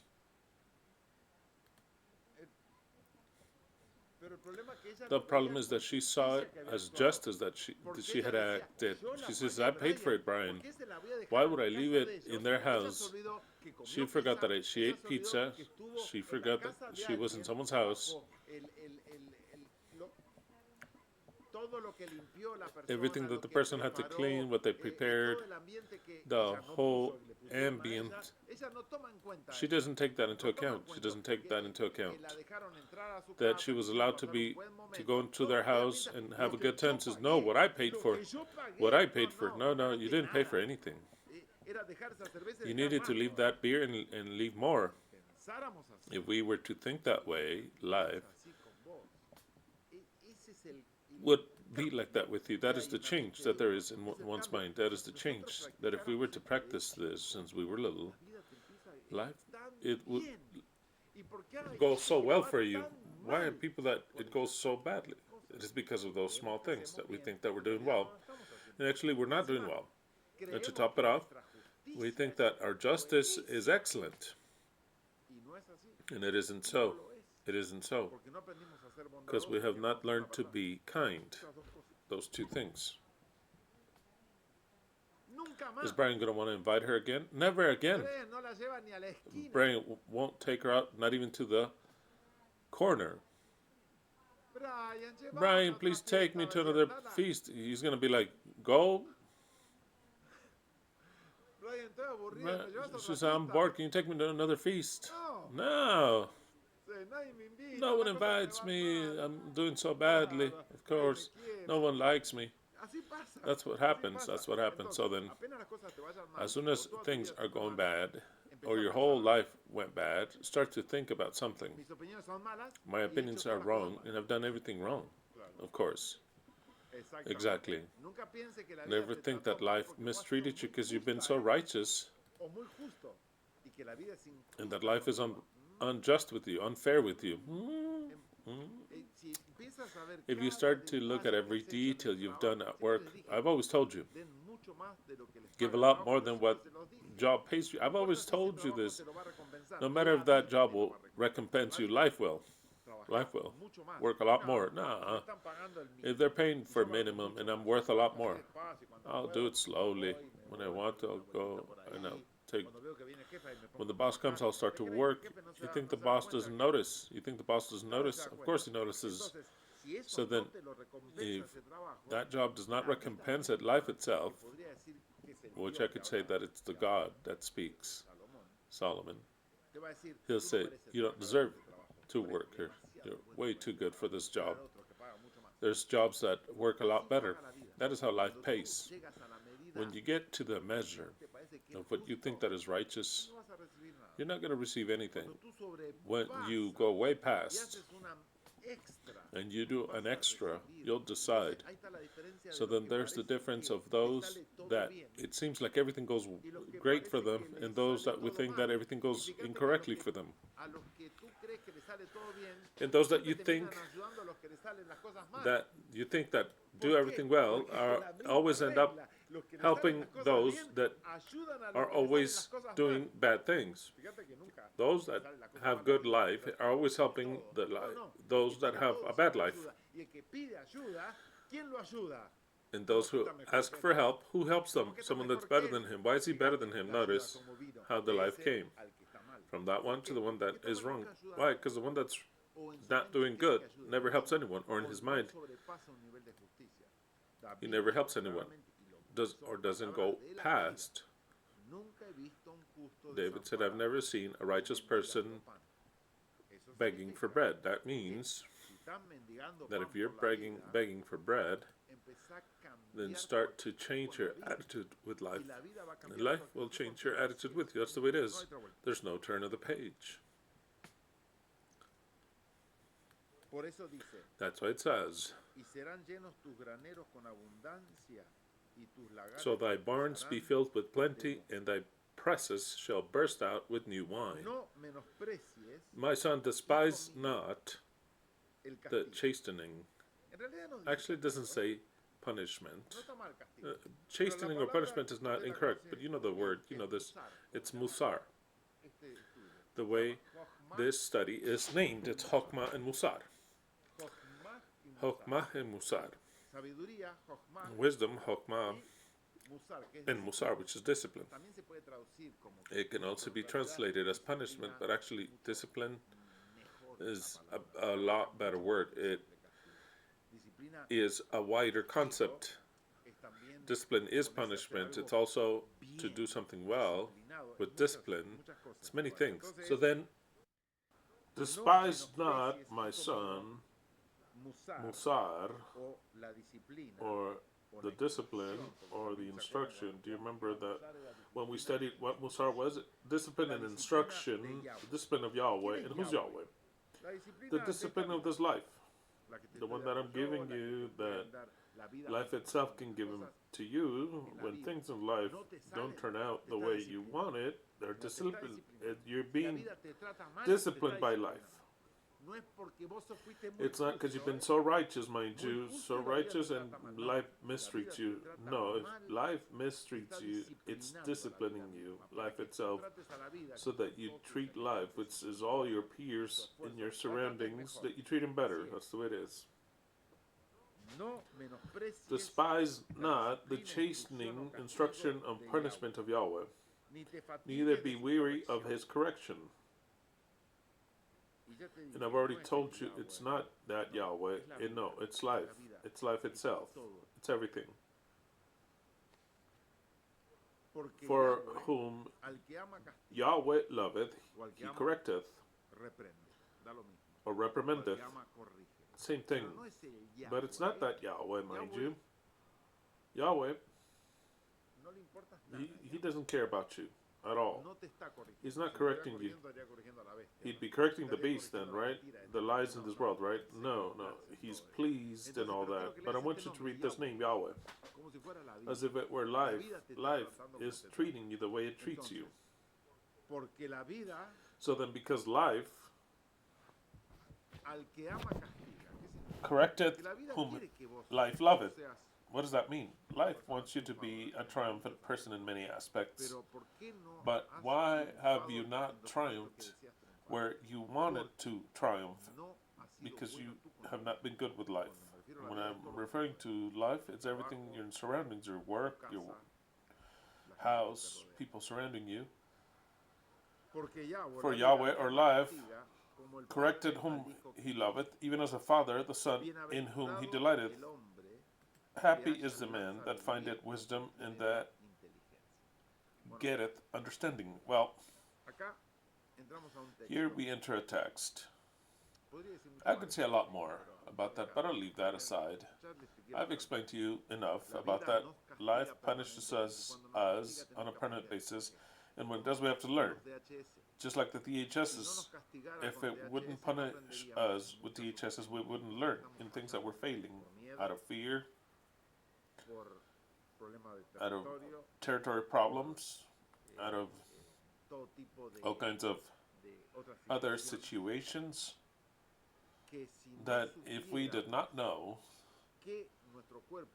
that our body is punishing us, we wouldn't know the situation, nor we could understand why. With Germanic medicine, we understand that that punishment, quote unquote, that we're receiving is due to something that we should change, that we should avoid, that we should surpass, no matter what it may be. It is that or die. In life, the same thing. It says, oh, I'm treating you harshly. Well, because you deserve it. Just like that. You deserve it. You don't change. You're nothing extraordinary. In order for me to treat you extraordinarily, life treats poorly. He who lives poorly, life treats extraordinarily he who lives extraordinarily. That's the way it is. But now, we could talk a lot about that. There's no need, though. You kind of get the point. Let's go to number 13. Happy is the man that findeth wisdom, and that man that getteth understanding. The question is, what is wisdom? What is Chokmah? What is Chokmah? What is wisdom? What do we call wisdom? Well, wisdom, I'll define it to you in a very practical manner. Wisdom is not simply what you're listening to or what you can read in a book. No. Wisdom is the knowledge, and I'm not saying true knowledge or whatever. It's to say it doesn't matter anymore. Wisdom is the knowledge applied prudently to life. In other words, a person that says that they have wisdom, they have it if they apply the concepts which they've achieved to understand and applies them to their life. I could have lots of knowledge of everything, but since I don't apply it, I have no wisdom. In other words, wisdom is not the knowledge. I cannot give you wisdom and make you wise. I cannot. What I can give you is give you knowledge so that you're wise. Wisdom is knowledge applied. That's what I want you to know. What is wisdom? Wisdom is knowledge applied. For example, the world reference. I don't like the way the Spanish Royal Academy applied it. The world reference is wisdom, deep knowledge, which is acquired through study or experience. Profound knowledge acquired through the study or experience. But deep knowledge that is applied, mind you. That is why, in this definition, what it is lacking, or else you're not wise, a person that knows what is correct and doesn't do it is not wise. Like the Bible says, he that knows how to do the right thing and doesn't do it is a sin. Well, it's not a sin, it's just unwise. Because wise is when you apply the knowledge you have. If you don't, because that's why do I highlight this a lot? Because you can listen to me and agree with me, but you don't apply anything of what I say. You don't apply it. Because one thing is to be in agreement and to say, well, how beautiful, I like that, I agree. But when you have to apply it, you don't apply it. So then you're not a wise person because you have lots of knowledge, but you don't apply anything. You don't apply anything of what you know. Wisdom is the applied knowledge, and it is when you say, this guy is wise.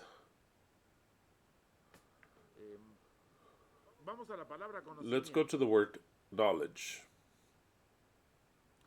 For example, I'd like to read this again because I didn't read it. World reference entirely. Deep knowledge was acquired through study or experience. Prudence, the care in one's acting in life, in conduct. What is that? Prudence. How are we prudent? Well, we're precisely applying something which we learned, albeit that we listen to it or our own experience. And a care in the way we lead our lives, our conduct. You're never going to see a wise person acting wrong or directly say he's not wise. Because that guy could know a lot about something. He could know a lot about something. But if you look at him in that aspect, in that which he knows a lot, and you see that he doesn't know, or he doesn't apply what he says he knows, he's not wise. Wisdom is the applied knowledge in your life. What is wisdom? The accumulation of acts and data of information. The accumulation of acts, data, and information. That's simply what knowledge is. You can know a lot, but you don't apply it. You don't apply it to your life, so then there's no knowledge in your life. If you apply knowledge, which is an accumulation of acts, things you've lived, data, that I could give you, and that you can learn from other places, and information, which is basically the same thing, and you apply it to your life, then you're applying wisdom. As long as you don't apply it, learn Germanic medicine. And you like what I said, the 5 laws, that you don't even know the first one thereof. If they were to ask you to tell me the first law, you're not going to remember. Tell me the second one, even less. The third one, forget it.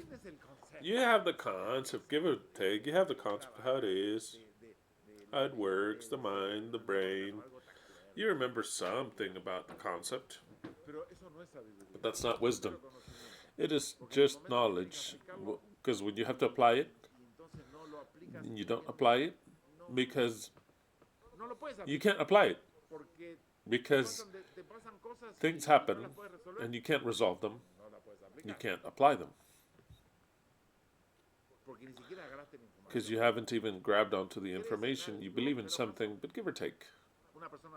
A wise person understands all of the information and applies it in his life. That is what wisdom is. And intelligence, because it's 3 terms that there are: intelligence, wisdom, knowledge, intelligence. Intelligence is a capacity, your capacity of being able to store information and being able to apply it. Capacity, you're born with a certain capacity, but it can be expanded, just like a muscle's capacity. We could say that in a muscle, the capacity of a muscle is strength. And you're born with certain strength. In the measure that you grow, you have more strength. But the strength is not limited the strength with which you were born. If you exercise the muscles, you can obtain progressively more strength. So then,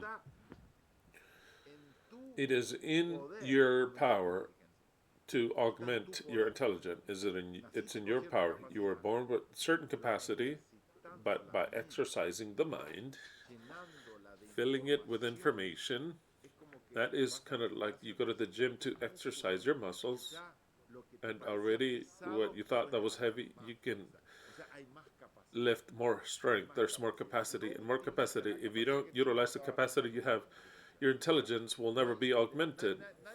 No one will say a person's intelligent that doesn't know anything. No one can say, oh, he's super intelligent, didn't know a thing. Intelligence is demonstrated in the measure of how much you know.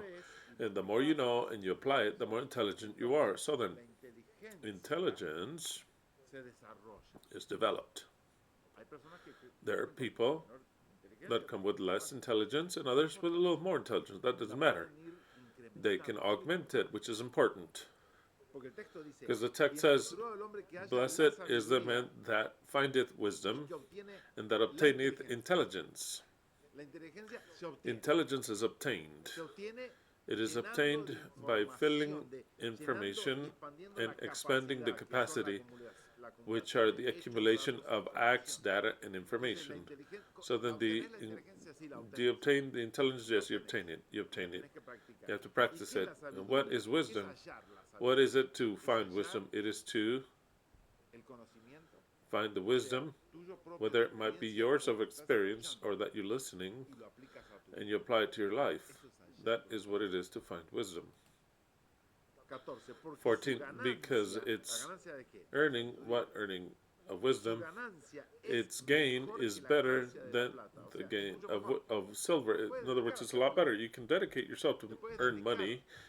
You can dedicate yourself at silver as in metal, but you can dedicate yourself to earn money, and you'll be wise, maybe, if you do things well in money, but not in something else. Here we're talking about biblical wisdom. In biblical, very deep wisdom of everything that this life is existentially. The earning of that existential wisdom, which is the one that I can offer you, because I'm not going to give you wisdom to make money. I'll give you existential wisdom, but its earnings is better than the earning of gold.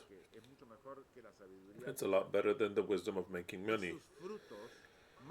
And its fruits more than fine gold. The fruit that wisdom gives you, biblical wisdom or existential wisdom, is a lot more than having gathered the finest gold your entire life. Not even gold, the finest gold. The New Living Translation, this text says, I like the way it says it, for wisdom is more profitable than silver and her wages are better than gold. Exactly.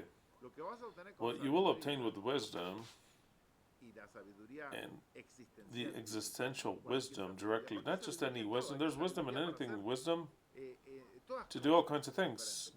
But I'm talking about this wisdom. That of which the biblical wisdom, existential wisdom about life. This will give you a lot more fruit than to have dedicated your life to making money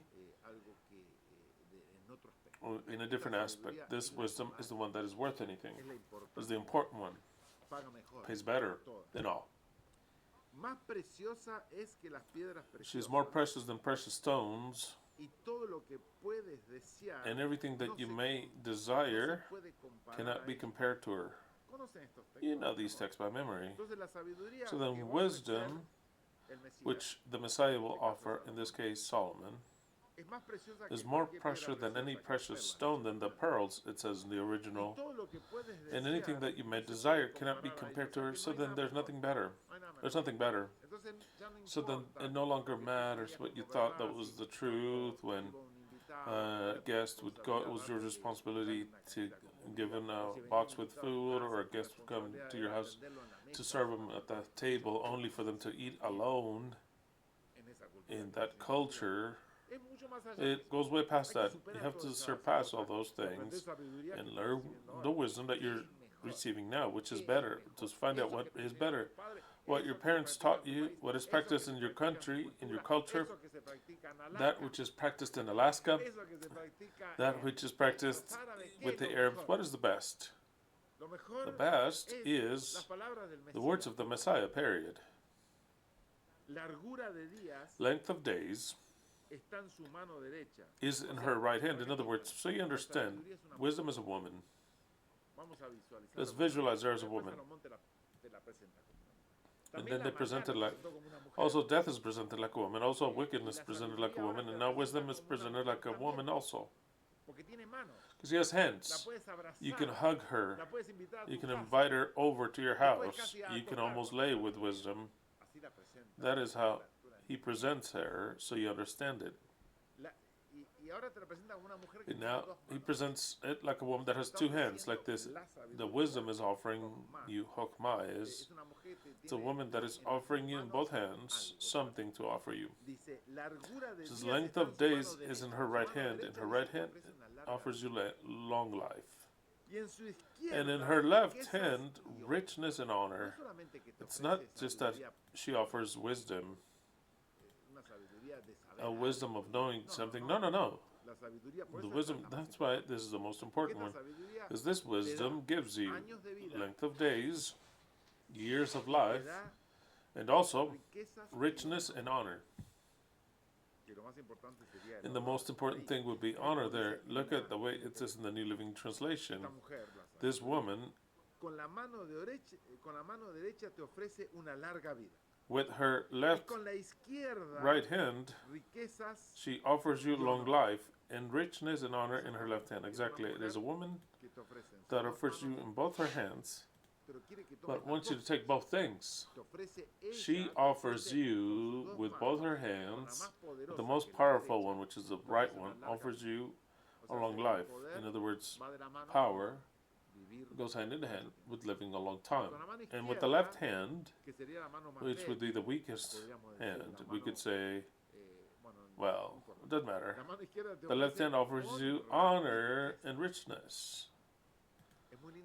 This image is very beautiful about this.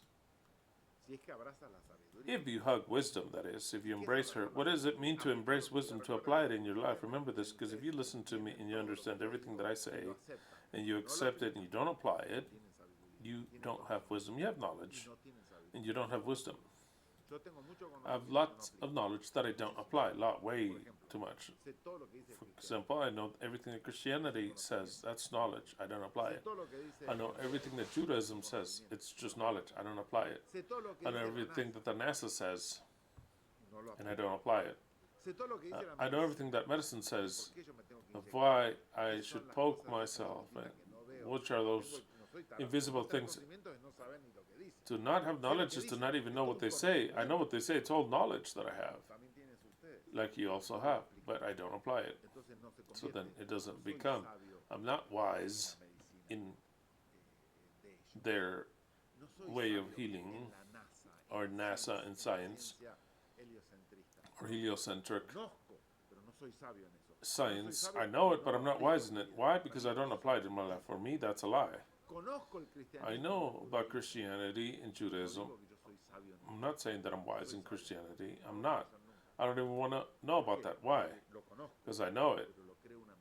But I believe it to be a lie. I don't apply it to me. You see the difference? You have to understand it, because we could be wise in many things. Pardon me. We could have knowledge in many things. But as long as we don't apply it in our way of acting daily,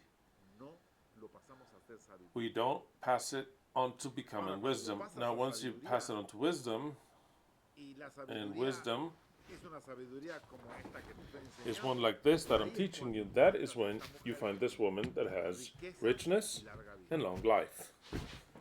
Backwards. Length of days and richness and honor.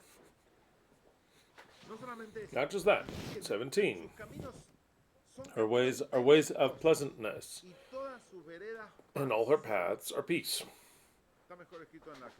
The Jerusalem 2001 is better written.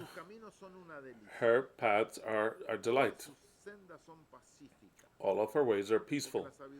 Because wisdom, when you acquire it, it's not one to go and make war. It's specific. It's peaceful. Always look for the peace wherever you are. Wisdom is peaceful. And her ways are easy to walk in. Delight, per se. Joyful. They bring you well-being. She, 18, she, this woman, Chokhmah, wisdom, she, and it is something so spectacular, is a tree of life to them that lay hold upon her. It's not the Torah, the tree of life. It is wisdom, the tree of life. She is a tree of life to they that lay hold upon her. We don't have the tree of life, the literal one, but we have a symbolic tree of life, which is wisdom. And wisdom is the knowledge, the existential knowledge that I'm giving you applied to your life. That is what wisdom is. She is a tree of life to those that lay a hold upon her. And happy is everyone that retaineth her, because she can escape. You may have her for a time and let her go. When you no longer believe and you don't practice this knowledge that I'm giving you. So then, maybe you thought that only by listening to me you were wise, and it isn't so. The only one that can become wise is yourself. Once you apply wisdom, the knowledge, to your life, and you achieve to make it wisdom. Now, in the New Living Translation, it says, wisdom is a tree of life to those who embrace her. Happy are those who hold her tightly. This must be one of the most beautiful definitions of what wisdom is, like a woman, which is the tree of life. So then in the end of it all, someone that is giving you knowledge, true knowledge, then he's offering you the tree of life. It depends on you if you want to eat of that tree or not. 19. Don't forget to give us a like, those who have not done so. 19. With wisdom, Yahweh had founded the earth. Yahweh, by wisdom, founded the earth. By understanding hath he established the heavens. But of course, Yahweh the Creator created the earth with wisdom. But of course, or else this earth could not even exist. Everything that takes place on this earth has its wisdom, wisdom of Yahweh. But of course, even the beast and everything that exists. With his science, not the science of the beast, not the science that he gives us, but his science, which is true science. He doesn't give us that science. He gave us false science. That is why don't ever trust Yahweh. But with his true science, that you should. With his science, where the abysses divided and the clouds drop down their dew. Of course, everything on this earth works with the science of Yahweh, not the science of the beast. That's why the science of the beast, they make us believe that we live in a ball that turns around, that is spinning, that the sun is a lot bigger. That's not the science of Yahweh. It is the lying science of Yahweh that they make us believe. We live in something that is like unto this. Just a representation. This is science of Yahweh. This is the science of Yahweh. But this, he doesn't give us this. That's why don't trust Yahweh. He has it hidden. Hidden. If you define Yahweh, then he has no wisdom. He haven't been able to teach the truth, being able to demonstrate the truth, or give him power to someone to explain the truth. He doesn't do it. He does all the contrary. Gives power for that the group that guides us, which is the beast, to lie to us, to lie to our faces, and with that he is happy. That's the way he guides. That's why I don't even trust Yahweh. He said it. the father of lies, y asesino. and an assassin since the very beginning. 21. 21. Hijo mío, My son, no se aparten de let estas not cosas de tus ojos. these things depart from thine Guarda eyes. la ley y Keep el consejo. the law Saben que la and palabra the ley advice. You no know existe that the en word Torah. law doesn't exist there, nor Eso, Torah. así, la verdad, no sé por qué la Tell ley the truth, I don't know why the Spanish RV 1960 shows the law here to translate it. You can't even translate it as the law. es guarda la It means prudencia o buen keep the juicio. prudence or good judgment. Hijo mío, My son, no se aparten estas cosas de tus let not these ¿Cuáles things cosas depart están from thine eyes. What things? The ones that we just mentioned. Guarda la prudencia Keep prudence o el buen juicio, or que good judgment, which is the same thing, la sabiduría which is wisdom, y el consejo. and Y advice, serán vida and they a shall tu be alma, life unto thy soul, gracia a tu and cuerpo. grace to thy neck. Precisely what he said before. What are his words? He says, my words, tie to your neck. Where was it? Oh, somewhere around there. Dice, átate estas It says, palabras a tie tu these cuello. words to your neck.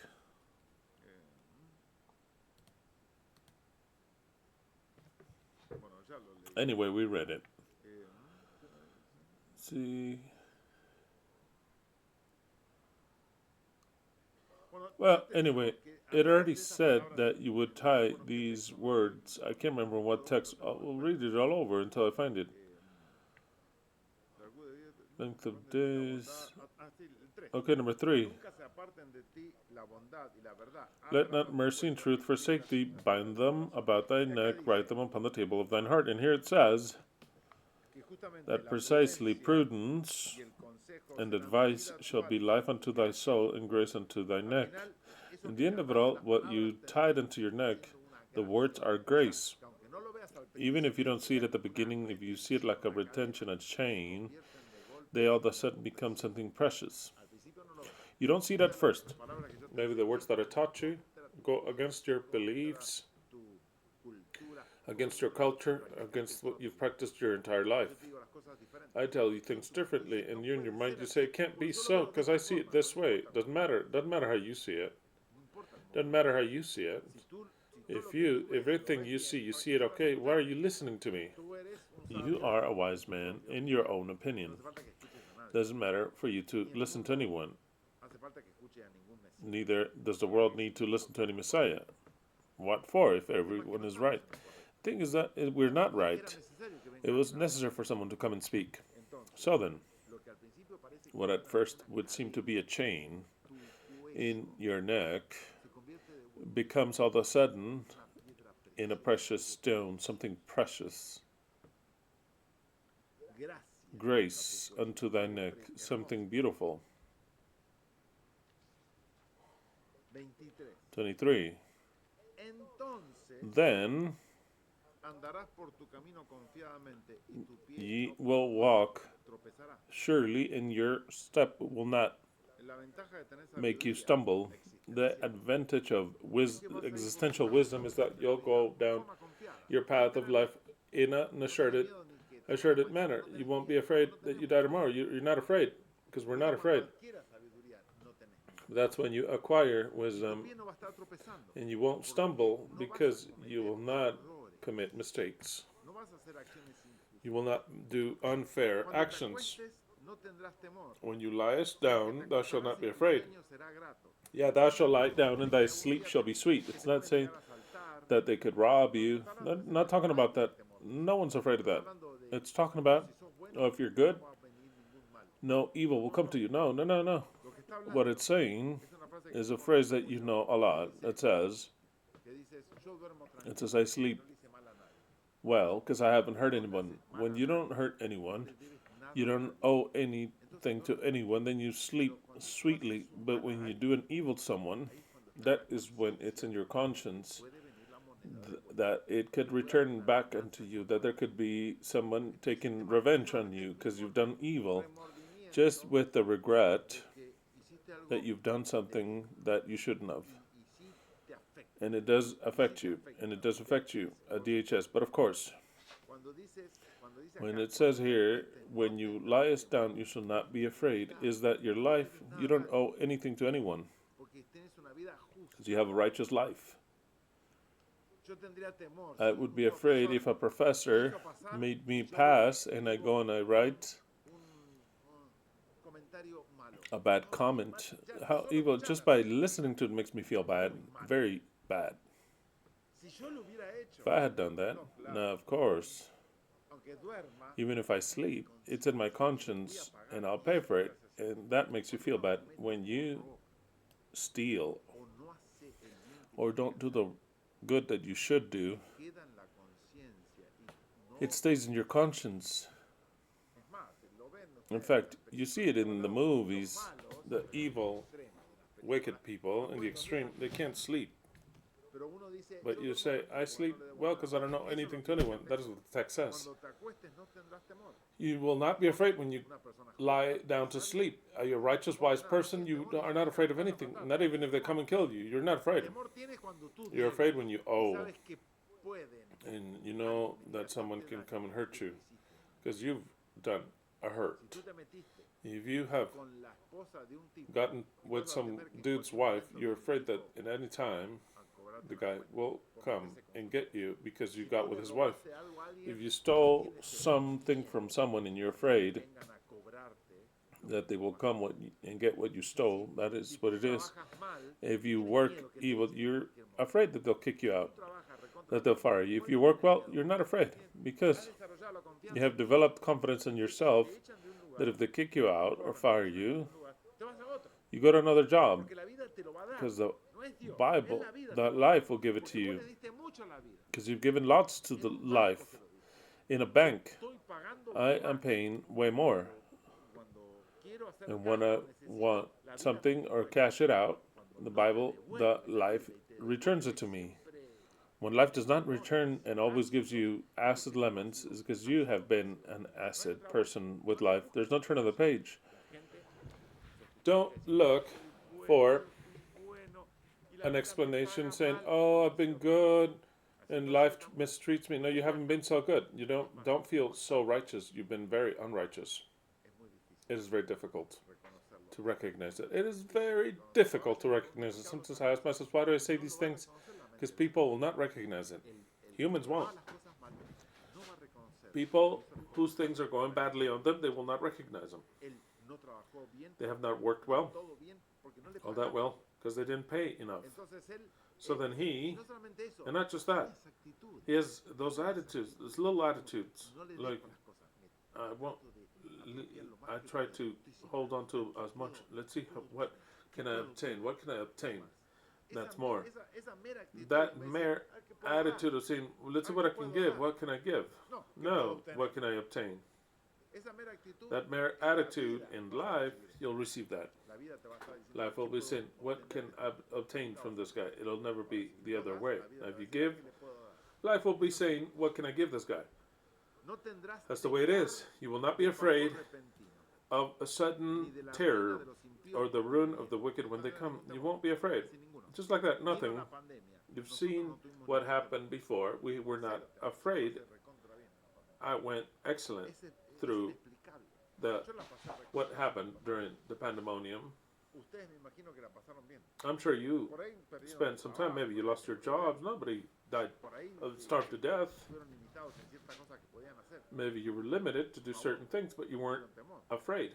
Look, be not afraid of sudden fear. People had sudden fear Bien clarito. very clearly. Eso va en toda la vida. This is applied to all of life in every Pero aquí situation. mostrando que la pandemia, cómo se aplica esto. I'm showing how it's applied. Tenía There was this fear familiares no se where querían people were saludar, so no los afraid invitaban a la casa. they wouldn't invite you over, didn't want to visit their family members. They would ask whether you had poked yourself. If they saw you with no protection, they'd say, no, you're contaminating. Situation of shit hit the fan. Who was afraid? Who was not afraid? People like me, and maybe you. They could touch everything, could go out and breathe air, could give a fuck about anything. They knew that there was nothing, no threat, not even close to people that were coughing. They were not afraid, and only wisdom could have taken that away if You made it inside of you because there were people here, right here, that supposedly believed what I said. And later we saw, with attitudes like the rest, with fear, with protection, with many things. So as to not explain more, because they would seem to understand, but they have not understood. Ye shall not fear, of sudden fear of any. It's always applied in every aspect. That was a good aspect. Nor of the ruin of the wicked when it cometh. What is that? The ruin, whomever's ruin. Since you're not wicked, you're not afraid. Now, if you're wicked, unjust, do fear. Fear. You can no longer sleep. You cannot sleep at night. You'll be afraid. And it says another barbarity. For Yahweh shall be thy confidence. Yahweh is not our confidence at all. Yahweh is our unconfidence. Completely. Who is our confidence? I am. I am is your confidence. I am. Or I serve with glory to die. But I am. I am my own confidence. And he or I will preserve you or my foot from being taken. Exactly. We fend for ourselves. Yahweh will not save you of any situation ever. Just like he didn't do so with your parents or your grandparents. They're all dead. Did he save them? No, he didn't. So then what are you expecting? For him to save you? And that's why you ask him to save you? He's not going to save you. Because it's not the one that has to save you. It is you that should save yourself. That's why you have to acquire wisdom. Because if we acquire wisdom, or else why the fuck do I acquire wisdom? Let him come and save us and keep us. But no, my job is to acquire wisdom so that wisdom can protect me. It says that wisdom has length in his life. Not that God will give you life, but wisdom, if you obtain it in his right hand, it has long life and richness and honor. Not Yahweh. You have to read the scriptures. I teach them to you. 27. Yahweh is not your confidence. Yahweh is our unconfidence. Withhold not good from them to whom it is due, when it is in the power of thine hand to do it. In the Jerusalem 2001 it says, do not deny a favor to him that needeth it, if in your hand it is to do it. This is rather spectacular, and here is a point. It is a point that's so important. The Jews, because I read all the books of the Jews, I told you that I had 7, no, I had like 9, of just Proverbs. Just Proverbs. Because I love to read their appreciation or interpretation of every text of Proverbs. It's fun. They say so many stupid things. Some of them give or take, but others, wow. But at least word by word in Hebrew, it opens my mind to see if they translated this correctly or not. These guys translate, not that they explain that this is not applied to the Goim. This is applied to the Jews, to the neighbor, which is your Jewish brother. I said, they should clarify these sons of bitches. It says, deny not to do good to whom it's due. That due is the Jewish brother. The others, it's not due to do good to them. And they tell you, these sons of bitches, of course, obviously. Do not deny a favor to him that needeth it, if it is in your hand to do so. Favors, never deny a favor when you can do it. Record that. It's always better to do a favor than for them to do a favor to you. The more favors you do unto others, the less favors you'll need. And the day you do need one, you'll quickly be covered. That's the way it is. Because it's beautiful to do favors. It makes you feel good. This is pure wisdom if you apply it. Don't ever say to your neighbor, go and come again tomorrow, and I will give thee when thou hast it by thee. They say your neighbor, your Jewish brother. No, it isn't so. It's for whomever. Don't ever say, if you have the power of doing something that they're asking you today, Don't say, come tomorrow and I'll do it tomorrow. That is what it is to be a bad person and unjust. If you decided to do the favor, and you can do it today, do it today. If you decided not to do it, which is in your right, because it could be bad for the other, you could say, don't come tomorrow, just don't do it. It's a play of words. It says, when you don't want to do it, don't tell them, I can't do it today, come tomorrow. You know how in Argentina there were storage places and where the guy, as a joke, he would put a little sign that said, we don't let you take an item without paying today, come back tomorrow. So then you go the other day and it says today, no, it's always today, it's always tomorrow. Tomorrow we'll let you take it without paying. Don't tell your neighbor, go, come back tomorrow, and I'll give it tomorrow when you have it with thee today. Exactly, don't do that. If you can do that and they ask for it today, do it today. Don't say come back tomorrow. Maybe tomorrow, maybe tomorrow. This is wisdom because sometimes that happens. That happens. Don't put a bad negative comment when somebody did a favor to do. Don't do that. Doesn't matter. Of course, in your mind you thought that you were the best person, best student. How do you fix that? By bringing this girl down. This girl, I'm talking about this girl. She lives in a world where she thinks that she's a good speech person, good public speaker, and that there's no way to take her out of that, and that her professor made a crime against her, and that she deserved a good note, and it wasn't given her, and it took for one who was in good eyes with a professor, and she had to go and speak for her, and she had to lie to the professor that he was a good professor so that the guy could give her a good note. It's all an injustice, because the guy, also our friend, and what she says, it's all injustice. So then how do you fix that mind? The only way is to bring her down to reality. How do you bring her down to reality? It is harsh. Reality is harsh. It is to make her understand, not in this moment, but in some other moment, to make her understand that she speaks like ass. How can you make her understand that? And actually really to learn how to speak and to show her all the fallacies. People don't want to recognize that, so then what you're going to need in one way or another, some sort of tool to show the reality to the people who have their eyes wide shut, that they themselves see their fallacies, that they were not righteous, that it's not that they sung well or that they worked well, that it wasn't real, that they were acting well at home, it wasn't real. What they believed of themselves wasn't real, so then they think they need some sort of tool that we don't have now to show them the truth, either through the eyes of other people that they can see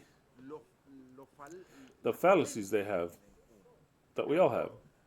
But if we defend them, it's the fallacies we have. And from then on out, we're going to say, that's true, it was a disaster. That is where they'll start to understand. Oh, to top it off in a wet and comment it, there won't be mercy. If you don't recognize that whole process, it makes no sense.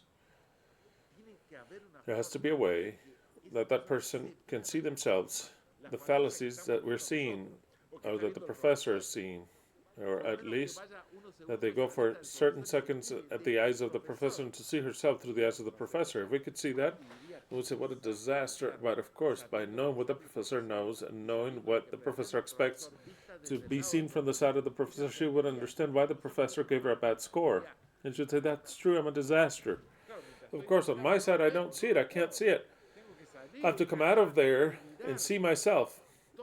All of the people were the same. When we think we're very righteous, very this and that, when we are able to come out from ourselves and we see ourselves from outside, we see that and we're not so righteous and we weren't so good either. There we can understand, oh yeah, it's true. I didn't do what I should have done. When we pronounce those words, those magic words, life starts to change, but it won't change in any person the injustice that they've done. They'll have to recognize there's no mercy as long as you don't recognize what they've done. Now, if the professor was the son of a bitch, And the girl actually was a good public speaker, and the guy just because that exists, that does exist, and the guy says, "This bitch that thinks that she's such a goody two shoes, I'm gonna fuck her up." Why? Because some are sons of bitches like that, and it's right. And they're able to give a good score for somebody that is really bad because they do whatever they want. So then, the lesson should have to arrive to that guy. To that guy, things will turn out badly. Not somebody that deserved a good score. It'll be in other places, in other parts in life. Life will pay well to the person that deserved good, and will pay bad to the person that deserved it also. They think that they acted correctly.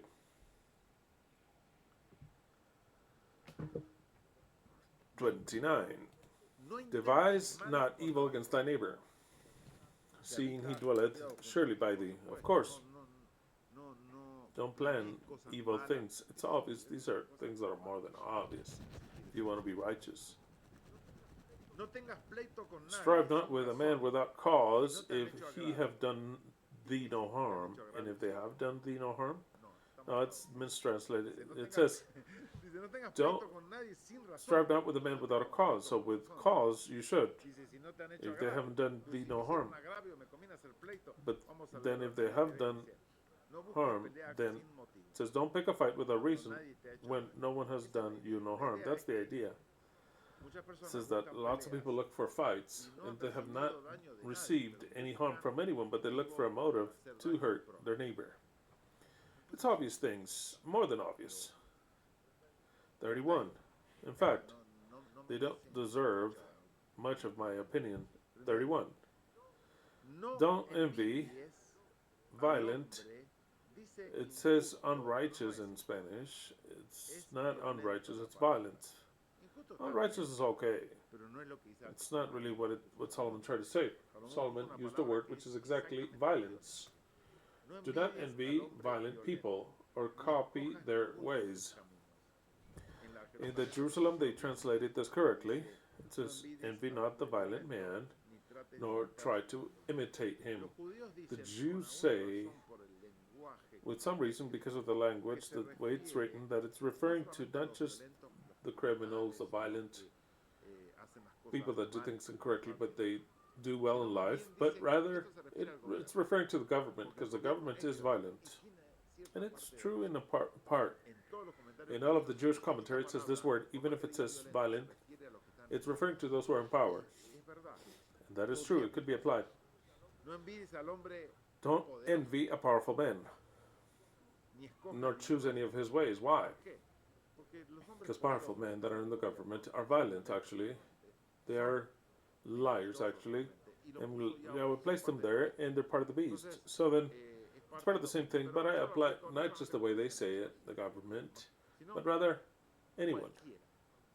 Anyone who is in a position that does violence, and we envy him. Don't envy anyone, let's start with that. Not even the righteous or the unrighteous man. No one. You don't even need to say it. For Yahweh hates the wicked. I could care less about that. Yahweh's wicked himself.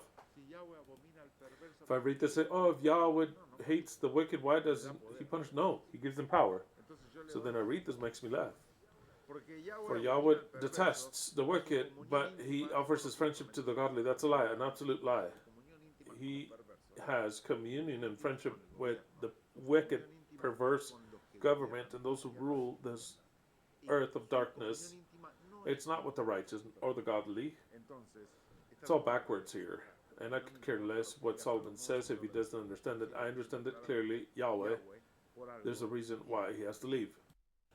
It's not because of anything that he has to leave, but because he's done all his 6,000 years always having communion with the powerful, with those who said, build a boat and kill everyone. With those.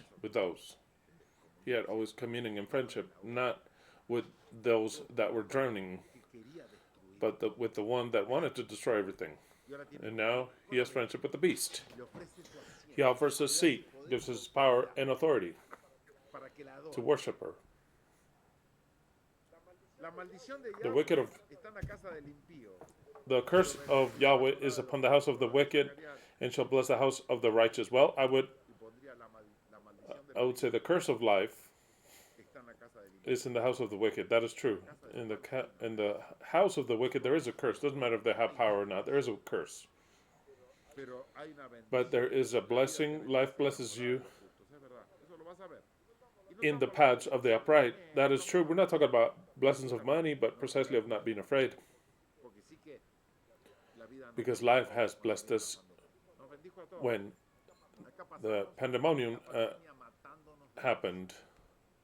We laughed our asses off here during that time disfrazadas, to see the people bozales, with customs on, putting, con miedo, lavándose las manos. washing their hands. Algunos se compraron unas Some luces bought some azules blue para lights matar las sustancias for invisibles. invisible substances. Pobres. Poor people. Nosotros la pasamos bien. We had a good time. They didn't. En nuestra morada de los Now, justos, in the dwelling of the righteous there was tranquility, but some says, but the rest, eran justos. they were righteous too. No, Not so righteous. Just like that, not so righteous. no, no fueron They weren't so righteous. fueron They were pretty injustos unrighteous en no querer aprender and not wanting to learn the truth, not thinking for themselves, creerle todo al believing the sistema. system, everything. There's so many levels of injustice. De los I'm not injustos saying that no, they're no, righteous, they're unrighteous, but I'm talking about common ya por people. ser ignorantes, Just by being ignorant, they're unrighteous. Just like that. por ser Just ignorantes, because they're ellos ignorant, they're unrighteous. Because if they had to decide, they would say, kill all those sons of bitches que están en contra that are de against las normas de salud. the norms Ser of ignorante te hace health. injusto. Entonces son injustos. Being ignorant makes you unrighteous. Ya. 34. 34. Ciertamente Surely escarnecerá a los escarnecedores. Escarnecer, he shall mock se puede traducir, the mockers, y a los humildes and dará gracious gracia. to the humble. En la In the New NTV Living dice, "El Translation, Señor it says, the se Lord burla de los burlones, mocks the pero mockers, muestra su bondad but is a los gracious humildes." to the humble. There's no online. We're not online. Sí hay. We do have internet. I Creo. believe so. La verdad no sé. Tell the truth, I don't know. I hope we do. Espero que no se haya I acordado. hope that it has not been cut off. Nunca pusimos el cable. We've never put the cable on, right? Estoy transmitiendo. Okay, I'm transmitting with Wi-Fi. No, No, don't do it. Sí, se It puede, may pero get ya cut por off. ya terminó. We're almost over. Metimos todo esto por Wi-Fi, quedó por Wi-Fi. If it's on Wi-Fi, it's on Wi-Fi. ¿Quién era el encargado de Who was in charge of that? pero acá But we're still on here. ahí se cortó, pero acá. It got cut off there, but we're moving on here. So then, En la NTV in the dice, New "El Living Señor Translation, it says, se burla the de los Lord burlones, pero laughs muestra su at the bondad a los mockers, but humildes." is gracious to the humble. Se burla No, de los he burlones. laughs at the righteous. Lo que es What Yahweh, Yahweh is, se burla he de laughs at the righteous. Not life. What Yahweh is, se burla de he nosotros, laughs at us. y sus compinches, And his sus compas, friends are the unrighteous. por There's ahí a dice, reason why "Dale la he copa de tells gracia". Jeremiah, make all the nations drink. ¿Quién está dando la Who's copa de beber? making them drink? He Lo is. diga Jeremías, And he obligates Jeremiah a todas to las make all the naciones. nations Dice, drink. It "Mira, says, look, si en la ciudad if in the city se invoca mi in nombre, which my empiezo a name is hacer el invoked, mal, I start to do claro que lo evil, voy a hacer hasta el último of course lugar I'll do de it to la the tierra". very last place of the earth. 35. 35. Así es. That's how Yahweh is. 35. Por That eso, is why. el principio de la sabiduría The es el temor de Yahweh. beginning of wisdom is the fear of Yahweh. 35 in last text, and we're done with number 3. Le digo, son medio aburridos, The- ¿no? these- El The beginning is kind of boring. It's not that it's boring, No hay mucha but there's not sabiduría lots acá. of wisdom here. Solamente It's just Salomón that está Solomon haciendo un despliegue is que escuche sus displaying for him, for Porque people va a to decir listen to his después, words. ¿no? What he's going to Va a say decir later, después. what he'll say later, Sus palabras tienen because his words are valor incalculable. Y es a verdad, value yo that te you estoy cannot diciendo, lo que estamos calculate. That's what I'm estudiando, telling lo you. vamos a What we're estudiar going to con valor study incalculable. has En costumbres, en formas de value actuar, that you cannot cosas calculate. In the way of que va a ir acting, en contra de tu naturaleza. things that go against your nature, your culture. Da lo mismo, Same thing. pero la tiene que But you have to learn them. Último Last texto text of number 3. Los The sabios wise heredarán inherit honor, mas los but the necios fools llevarán are put ignominia, to shame, que significa which means deshonra. dishonor. Fue uno de los It was one of the texts that I like the most, aside from the fact that wisdom is the tree of life. Proverbios 3, Proverbs 3:35, Jerusalem 2001 dice, says, los "The sabios wise heredarán la inherit gloria, glory." Exactly. mientras los While the necios fools cargarán con la are put to shame. Los The sabios wise es el is the Messiah. El The resto rest, cargan con la they deshonra. carry the dishonor that they have to be saved by the Messiah. But of course, ¿Quiénes son los so then sabios? who are the wise? Los que Those who aprendieron have learned el conocimiento in knowledge y la and the sabiduría wisdom, y la and they aplicaron applied y it, la convirtieron en and they made it their own wisdom cuando la aplicaron when en they su applied vida. it to their lives. Recuerden esto, Remember this los text. The sabios wise son los que aplican are those who el apply conocimiento. knowledge. Vos puedes tener You mucho can have lots of conocimiento, knowledge, pero no lo aplicas en but tu you vida, don't apply it to your no life. sos sabio. It doesn't make you wise. El The sabio wise o los or the sabios wise heredarán shall la inherit the glory, mientras los necios while the no fools, aprendieron those who sabiduría, did not learn wisdom, se those who creyeron thought that they were righteous in their own opinion, cargan con la carry deshonra. with shame. No es una deshonra. It's not a No van a dishonor. llegar They a ser won't nunca ever be parte a part del Mesías. of the Messiah. But of course, Y así and termina, that is how chapter 3 ends, termina and that is how today's study ends.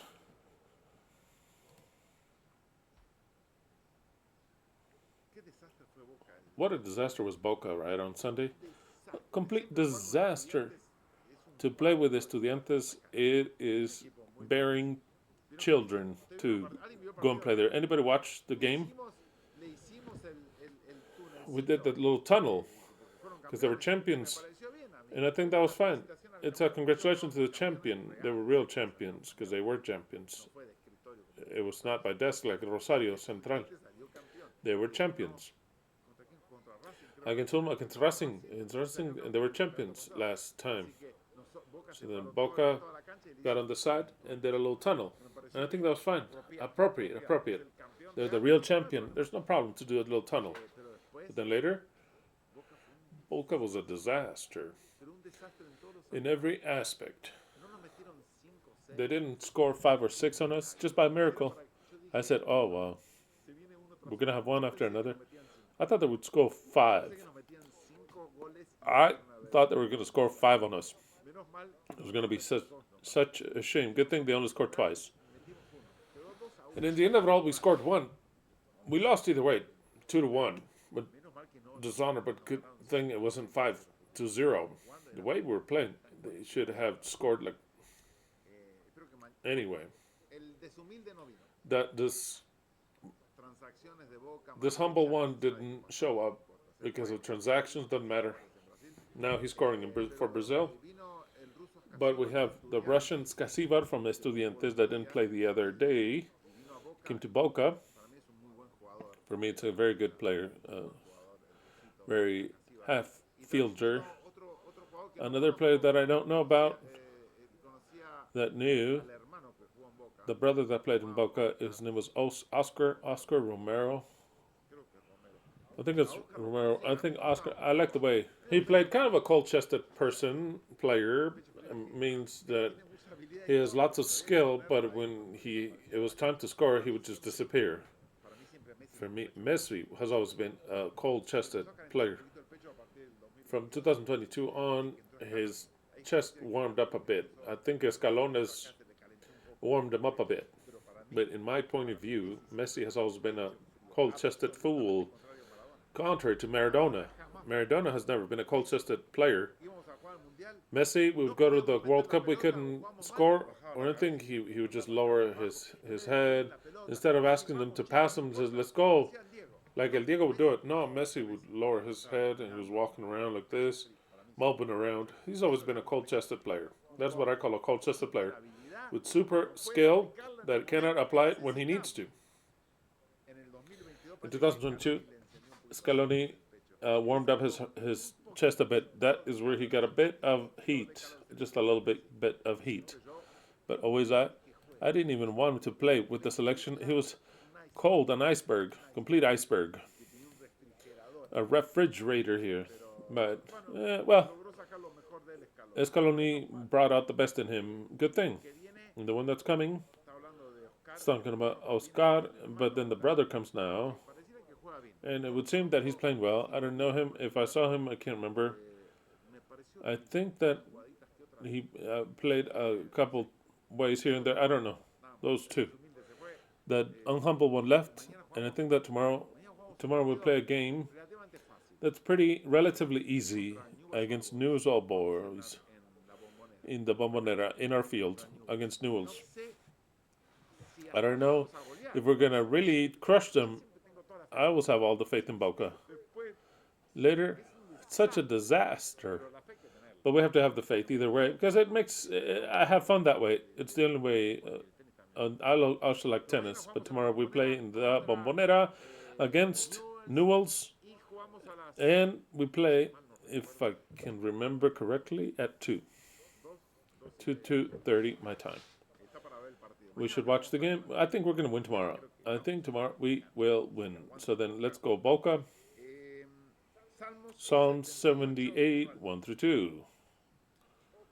All my people, hear my teachings. Open your ears unto what I say. For I shall speak to thee by means of a parable, teach you hidden teachings of our past. What have we learned today? That wisdom is not as much until you apply it to your life.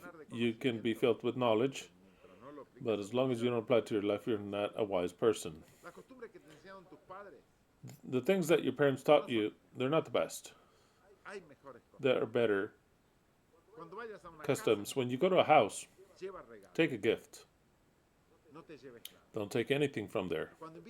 When you invite friends, treat them as if they were your children or your brethren. Sit them at the table to eat with you. Not from you, but to eat with you. So you speak with them while you eat. That is what's nice about it. If you do things different to that, you're not doing good things. Doing things give or take of your customs of your country where you reside. What else have I taught you today? That everything you do, that the life will return them to you. If you do righteous things, you'll have a nice life. If you do things unrighteous, you will not sleep well, or you'll be worried. Stress is already not to sleep well. Worriness. What am I going to do? What am I going to do if they fire me? What am I going to do? To get to the place of what will I do if they fire me? It is because a whole summation of a life that has not been so productive. If you have made better choices, you would not have been at that moment. It's a moment to change now.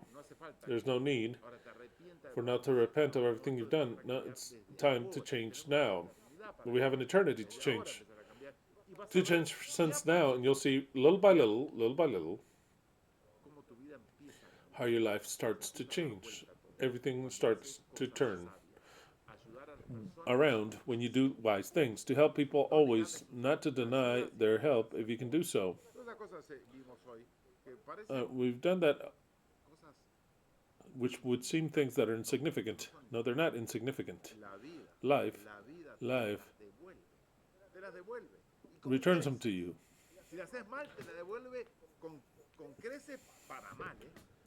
If you do things wrong, it'll be reward you with wrong things. And if you do things right, it'll reward you with good things. And honor the one that gives you wisdom with what you have always. That is in the text, and learn it, because it is the way that Solomon can pour his words upon you. Wisdom is like a woman if you accept her. In her right hand, there's length of days. In her left hand, there's riches and honor. What else can you ask for in this life? Nothing.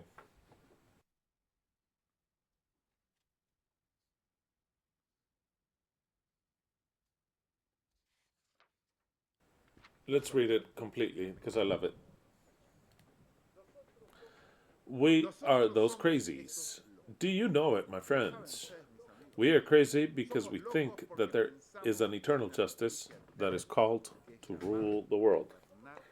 We are crazy because we think that all men are born free and equal, and the same in religion as in politics. They have rights and duties uniform to the eyes of heaven. We're crazy because we think that all the peoples are free and sovereign, And there's no more political legitimacy than what proceeds from their wealth. We're crazy because we think that the kingdom of reason shall come someday.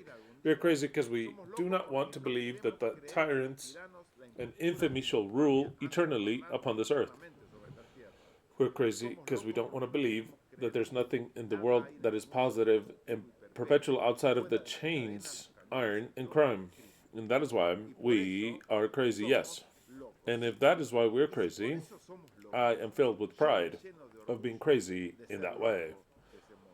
I become ennobled with the insanity of believing the way I believe, and that a grave is already dug up for our tyrants, and liberty cometh, and the reign of the people draweth nigh, that a nation, a great epoch will begin.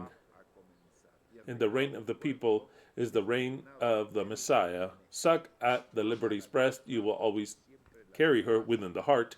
They may corrupt you, you may forget, but she is always there. The destiny is written, the end is inevitable. God, the true God, is Argentinian.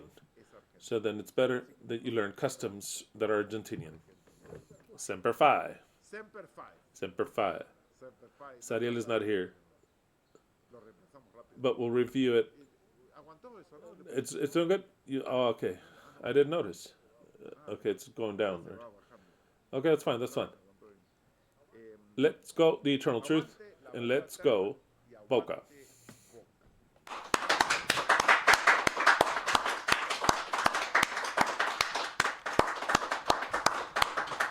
Let the laurels be eternal, that we knew how to achieve, crowned with glory. Let us live, or we swear, with glory, to die.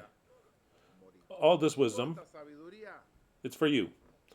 It is for you to take it to your interior, like Solomon said, to write it in the heart, for it to become wisdom in your life, or it'll be just knowledge. If you write it in your heart and you tie it to your neck, then it'll become wisdom, and then it'll give you richness, length of days, and honor. We shall meet again next Shabbat. Don't forget to comment. Don't forget to give us a like on this video.